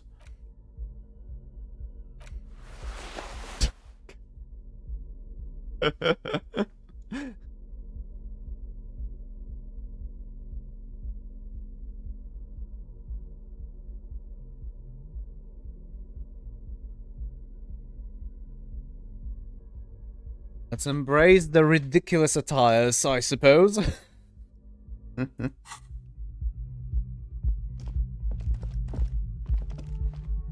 The door is closed.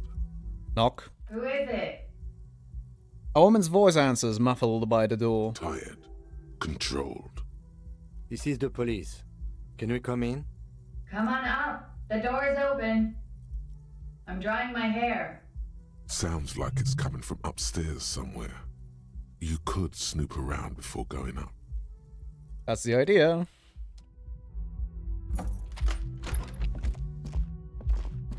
Actually...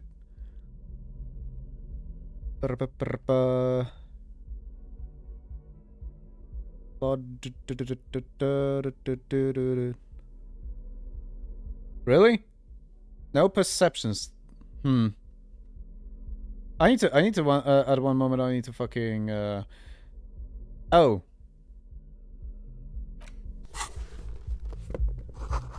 Piles of dirty clothes. A woman's. Hotel bill calculations. Looks like she's an extended stay.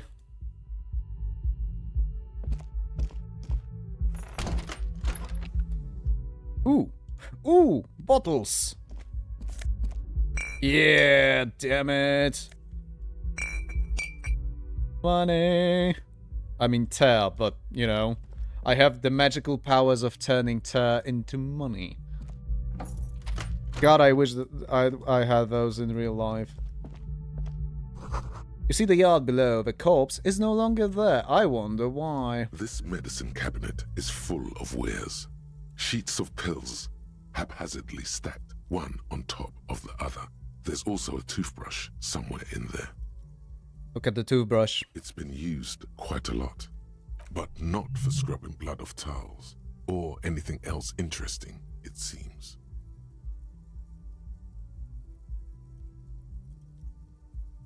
Thank you for your input, Perception.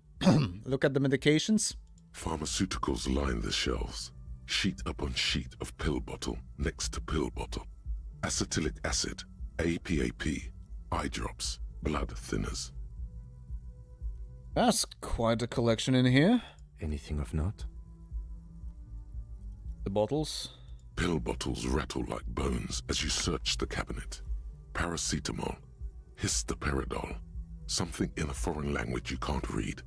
Behind them, an unusually shaped nasal spray. Its label reads, Nacra. Nacra? This is used to treat opioid overdoses. Always handy to have around. Nacra, opioid antagonist. Interesting. That's used for diamorphine overdoses.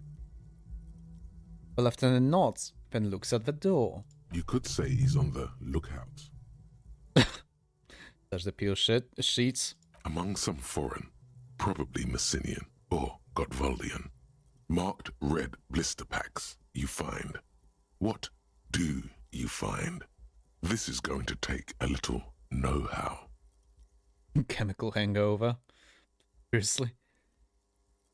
There's something more interesting here. Nothing of note. The further you look, the more arcane it gets. You don't know what the rest of this stuff does. I didn't want to do that. But fuck you. Also, electrochemistry, eh? Okay. Oh yeah, also I no longer need I no longer need authority.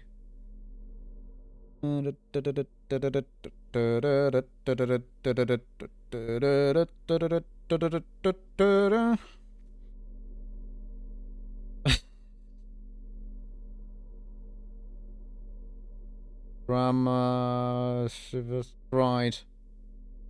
Wait, what? Well, that's a bug and a half. Perception, empire, conceptualization, right, electrochemistry. We are getting this fucking check.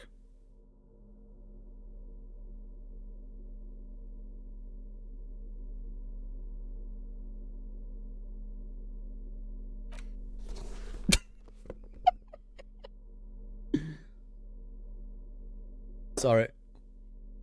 Hell. Well. This medicine cabinet is stocked with drugs, plus an old toothbrush, and a bright orange bottle with Preptide stamped on it, in sunny, happy letters. Jackpot, baby. That's the stuff you're looking for. Your palms begin to sweat just holding that little plastic container. What's so exciting about this orange bottle? It's speed, man. Just what you were looking for. They call it dextroamphetamine and talk about psychological disorders. But what we're seeing here is some scientifically advanced trucker speed.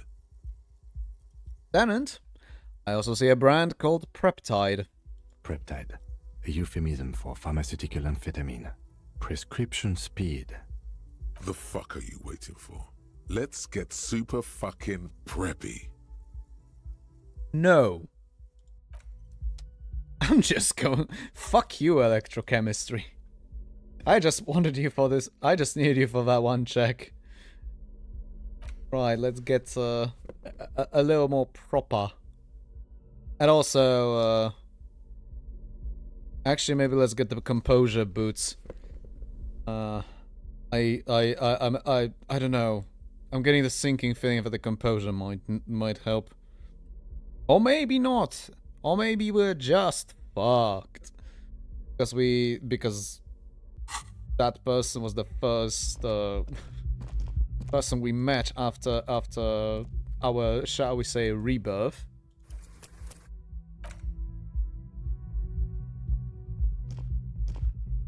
Oh! Bottle.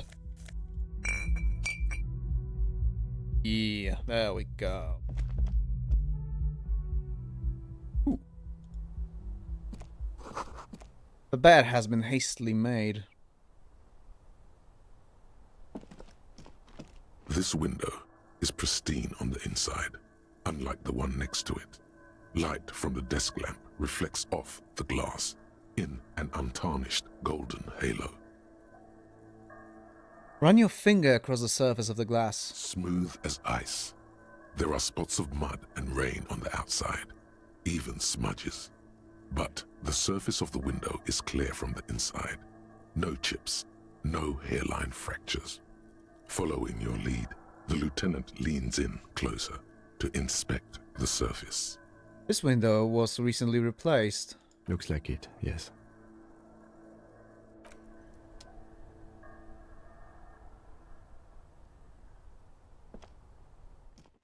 Okay, that's a little... The smell of cigarette smoke in the air. Astramental. Cold coffee and an ashtray that looks like a hedgehog. Aww. I just imagined it and for some reason it's goddamn cute.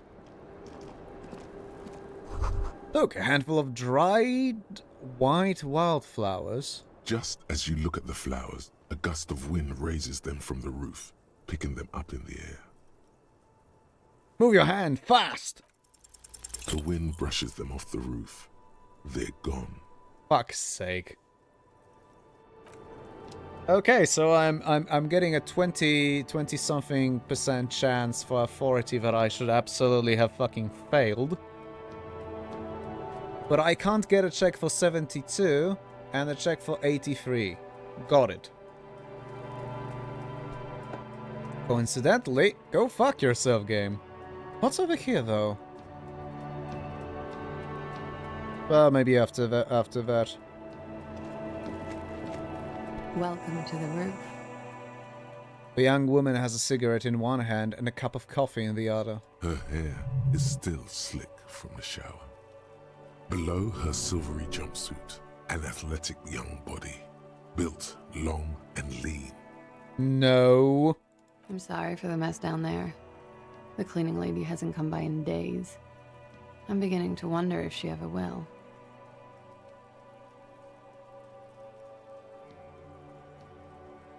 Nice view you've got here. It's much nicer now. Her eyes wander north toward the yard. Where the dead body used to hang, clearly visible from the roof, but no longer. Thank you for that, officers. Truly. There is something in her light brown eyes, a sadness, when she thinks about the death of that man. You mentioned a cleaning lady. I think I need one. Oh, yes. Legends of room number 1 have made their way around the building. They say a portal to hell has opened in there.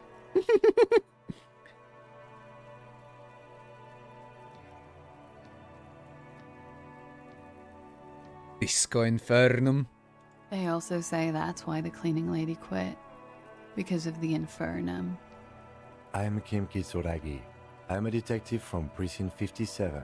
I see you've already met my colleague. Yes. Have I ever? This is the biggest fan of ostentatious orchestrations I have seen in my life. And I have seen a few. Oh yeah.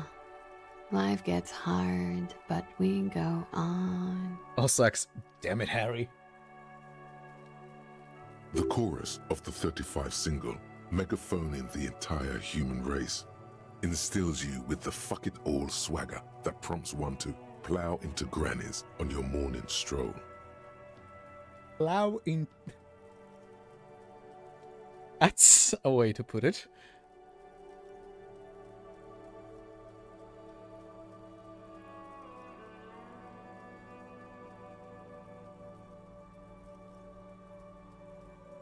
I found something more downbeat for my next appearance. Whip out the tape of The Smallest Church. That's the one.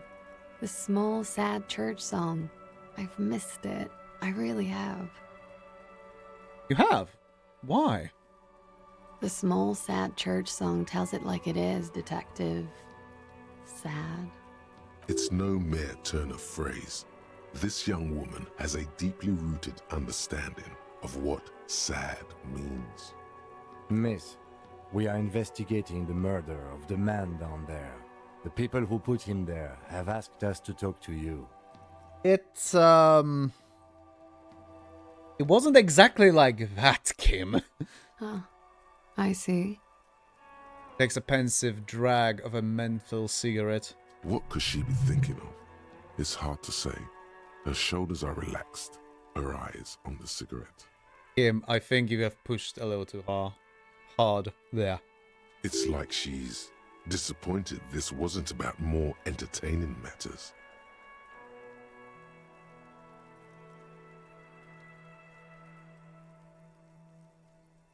Nice room you've got here. Yeah. It's pretty deluxe. What are you doing here in the whirling in rags? I'm wintering. How long have you been staying here? About 4 months. I came in November. Why here? Here in the Whirling, here in Martinez, or here in Revachol? Here in the whirling. Because it's the funkiest building in Martinez. And because all the other buildings are bombed to hell.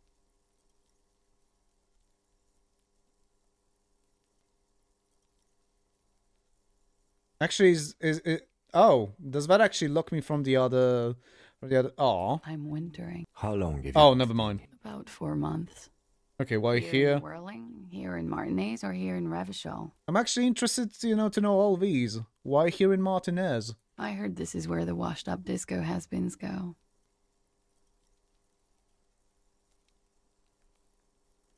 You're too young to call yourself a disco has-been. I'm really not. Okay. I'm How long? About 4 months. Here in the Whirling, here in Martinez, Revachol? I always wanted to see the only city in the world in the worst time of the year. It's a tourist thing. Enough? This is by far not the only reason she's here. And she isn't really hiding it either. Oh? I'm win. How long? About 4 months. Here in the Whirling, here in Martin, Here on- or here in Revachol. Here on the Insulindian Isola. Came to see the new world. It's a tourist thing. Fair enough. This is by far not the only reason she's here. She isn't overtly hiding it either. What happened to the old New World? It turned out to be a Zarath-infested third world slum. Called Ilmara, and it didn't. Even after the Mesk colonized it 7 ways from Sunday, it's an industrial powerhouse. Huh. You have quite a collection of prescription drugs down there. Thank you. I've put a lot of time and effort into it. It says without any discernible irony. It was quite impressive. How did you amass such a hoard? With money, sir. It's not exactly the anti-star size caboodle I intend for it to be one day, but it's getting there. Jesus fucking Christ. The Anti-Star is, or was, a Vespertine rock and roll star who liked to do drugs. He did so many drugs, he eventually mutated into a corpse. I like this. Wow. Collection includes Nacra, an opioid antagonist. Comes in handy when you've done too many opioids. Fair. Is that something that happens to you often, miss? His tone isn't aggressive, just inquisitive. Better safe than sorry. She takes a drag and smiles. Seem to have, among other things, Preptide. Oh, yes. One of my favorites. It cures many ailments. Like what? Like not being able to stay up for 36 hours. Not being happy. It cures those ailments. It's just a mirrored speed molecule, basically.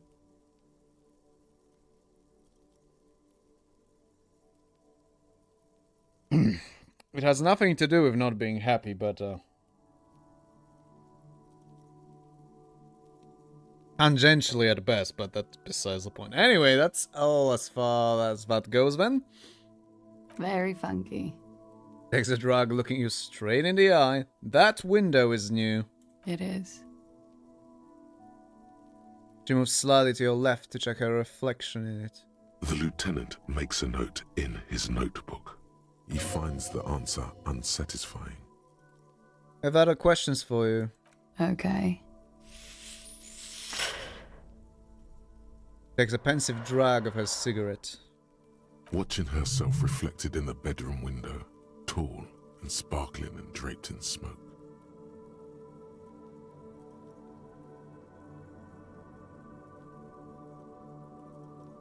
What is your name, miss? For the record, for the colleague here. Clausier Amandou.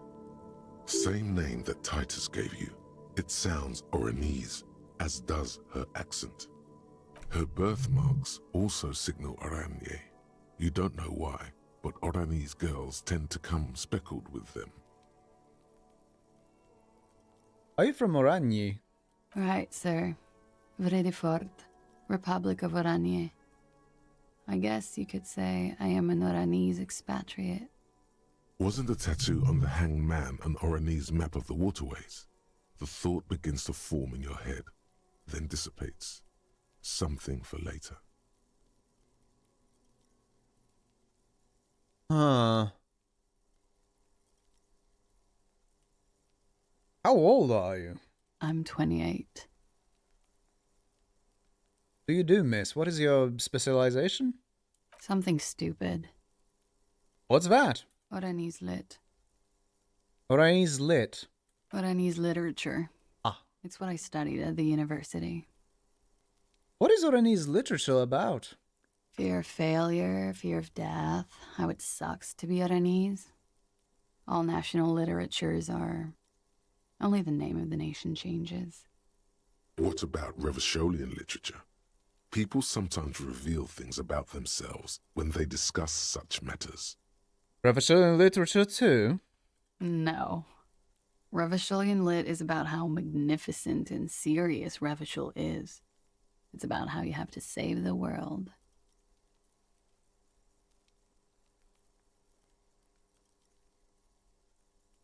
I do feel the urge to save the world, yes. I guess that's why I'm on this case. That's the natural state of the Revacholian hero. He breathes in the menthol-flavored fumes, savoring it, then breathes out. She seems quite relaxed for a victim of assault. But, of course, what seems should not be your priority. Oren is lit. What do you do with it? Nothing. I do nothing with it.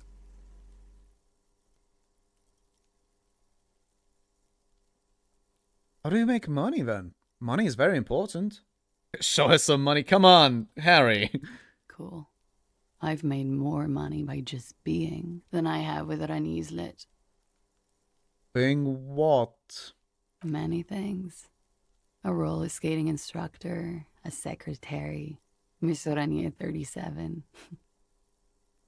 37. That doesn't count. That... Oh. That... It's the world's most tired smile. Miss Aranier, now there is something you should linger on. Would it be, inappropriate to linger? All things considered, very. Now linger. Fuck you. Understood. Go fuck yourself, electrochemistry. Mm-hmm. I would offer you coffee, but it's garbage. Literally tastes like poison. She takes a sip. Could we take a look at your passport, please? I'm afraid you can't, officer. Why is that? Because it's buried in a sealed plastic bag at an undisclosed location on the coast, along with cash and airline tickets. Thank you for your candor. Why? They say so in your tourist brochure. Keep travel documents away from your person when west of the river.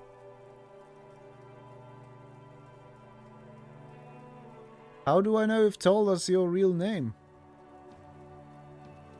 If I were to lie to you, I would come up with a more mainstream name than Clausia Mondu. It's a weird name. She seems to be telling the truth, sire. Okay, then. Okie dokie. Pours herself more coffee, which like poison, apparently. If any of this made her nervous, it certainly doesn't show in her expression or her movements. Thank you. That's it, for the record. The record. So official.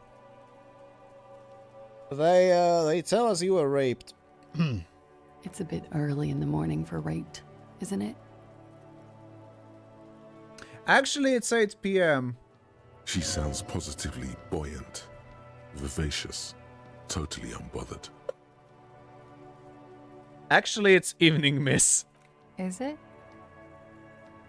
Squinting, she takes a look around. The sun sets in the sea. Long shadows pass over the plaza below. Oh, I did not fucking expect this was actually going to be a possible reply. It is evening. Time flies, man.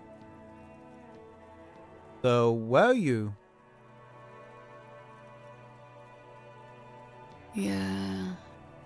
I'm gonna go with not raped. I don't want to say that shit about him. By him, she must mean the victim. Tell them it's not my style. They'll have to, you know, if they want to jazz up the charges, they'll have to get someone more, rapeable. Ugh. No. By they, she means the Hardy Boys. Are you saying that you were asked to tell us you were assaulted? Not explicitly, but I understood what they meant. It wouldn't hurt to spice things up a bit. Some assault and battery. Sexual assault, maybe. It was clear the latter would be spicier. Titus asked you to spice things up. For us. Pretty much. Cradles her coffee cup in both hands. Warming them. Are you sure you weren't raped? I'm 89% sure. Does that mean you're 11% not sure? You know how it is. Do you? Do I? Maybe you don't. The ash lands on her jumpsuit. She brushes it off. There are numerous cigarette burns on those silvery scales. Easy to see now that you're closer. In conclusion, officer, I'm gonna go with a mild to medium, not raped here.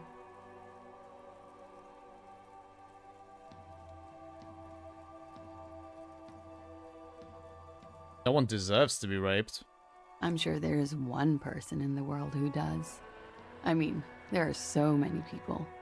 But let me make this clear. The man who was hanged from that tree did not rape me. The wording, the verbal eye roll. She's almost disgusted with the platitude you served up. Wow. What did happen between you and the victim? We partied.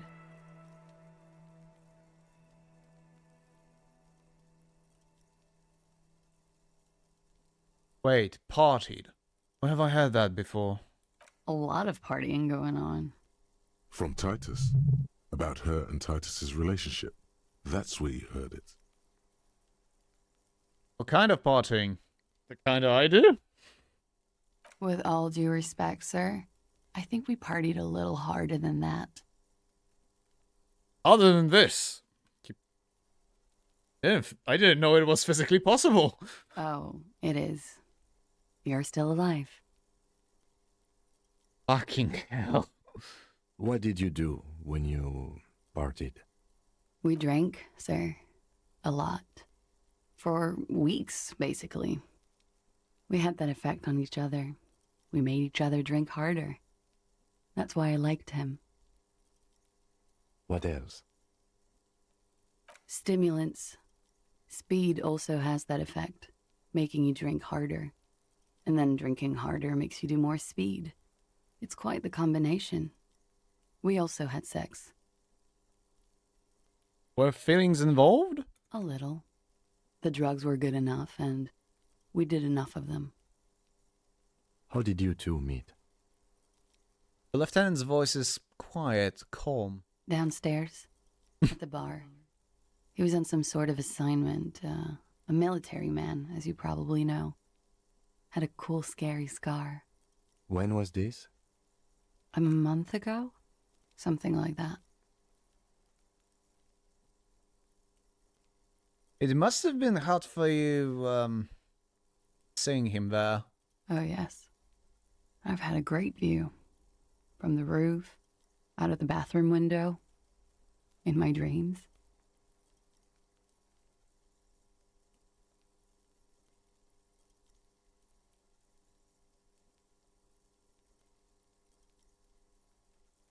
No. I've made up my mind. If I can help it, none of the Hardy Boys are surviving. Not a single one of them.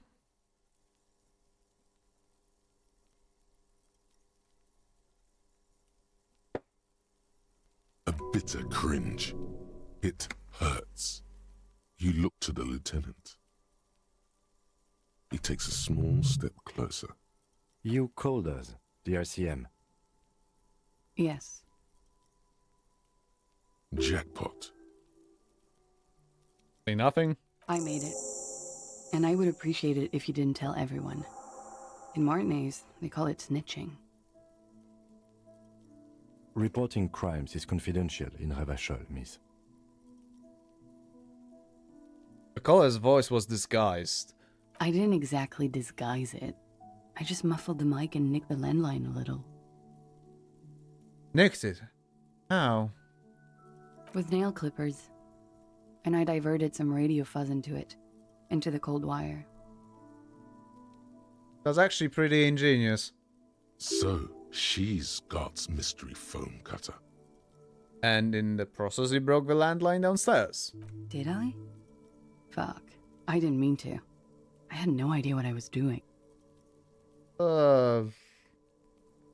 Maybe, but... Did you? Okay. Jigsaw falling into place. This is satisfying. Good catch. I appreciate the symmetry.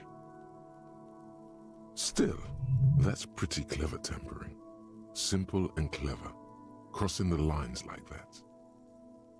Seems like you had some idea. That was nifty. Thanks. And just a smile. She looks a bit like a little girl who's just been complimented on her bike repair skills. I go through all the trouble. I don't know, sir. It was stupid. I was drunk, too. I was probably afraid the Union was listening in. Locals say they have ears in the wires. Does make sense, actually. Thank you for making the call, miss. It was the right thing to do. Well, we're gonna see about that. I didn't want to, sir. But if I hadn't, he'd still be hanging there. What can you tell me about him? Name? Eyes? Age? I'm sorry, I can't do it. Not right now. Later, maybe. I keep seeing him. Like he is now. I can't talk about his... I don't know... hair. Another puff, more nervous. I know it's difficult, miss. We can return to it later. What did they hang him for if not rape? He had something to do with the strike. One has been roiling since I got here. Rotten timing. But you probably know all about it. And his role in this strike was... what? I think he was in a security detail. He was ex-military, worked for Wild Pines, and against the Union. We didn't discuss work much, if you know what I mean. But I understood it was dangerous. And they lynched him for it? She nods. How do the Hardy Boys know you? They're frequent guests. Downstairs. They have a booth for Union members. They're probably down there now. And how did you meet? Over drinks. It's been a long, boring winter. Did you party? A little, yeah. Like you partied with the deceased? Him, please. You're less subtle than me. I have a subtlety of a fucking sledgehammer. How? No, not as hard. Okay. I'm sorry to have to ask this, but have you had a physical relationship with any of the Hardy Boys? Him, please. I have. Which one? Which ones, sir? I don't remember precisely. Titus, obviously. But as I said, it's been a long winter. Stop telling us all of this, miss. She breathes a silvery sigh of relief and weariness. The air on the roof feels humid. Should we head back downstairs, officer? We may have things to discuss there. I had something else before we go. A little thing. She nods. Silvery cigarette fumes disappear into her mouth. Shit.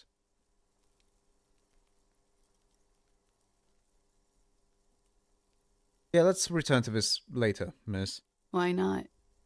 I'll be here until 11 p.m., drinking coffee, most likely.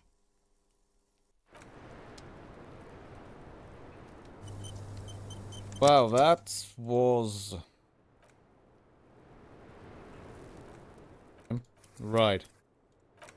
Okay. Ooh. Those were some revelations, alright. Holy shit. That said, it's 11 p.m. I need to get some rest. And when I say some rest, I mean I have miniatures to paint if I want to eat. Yeah. So yeah. Thank you folks for joining. Ah, good bloody grief. I did not expect this today's stream to go the way it did. Especially not the authority check. I thought it's gonna be something that was gonna torment me for days. That said, I'll be back on Saturday. I'll be back on Saturday with more. We're gonna be starting from exactly here. Oh, good grief, that is a lot. But I need to think things through. And I also need to take a piss, so you know what? Great timing of finishing that conversation. Yes, I just did go for the 9mm finger pistols. I'm starting to think that maybe I should just fucking embrace the ridiculous outfits, but then again, the fucking summer's coming, so who the hell, how that's gonna go. Thanks for the next stream. Thanks for visiting, Ossex, and anyone else visited today. Thank you for joining, and man, this is fucking great. This is some great fucking writing. But yes, hopefully we'll see each other on Saturday. See you next time, folks. Cheerio!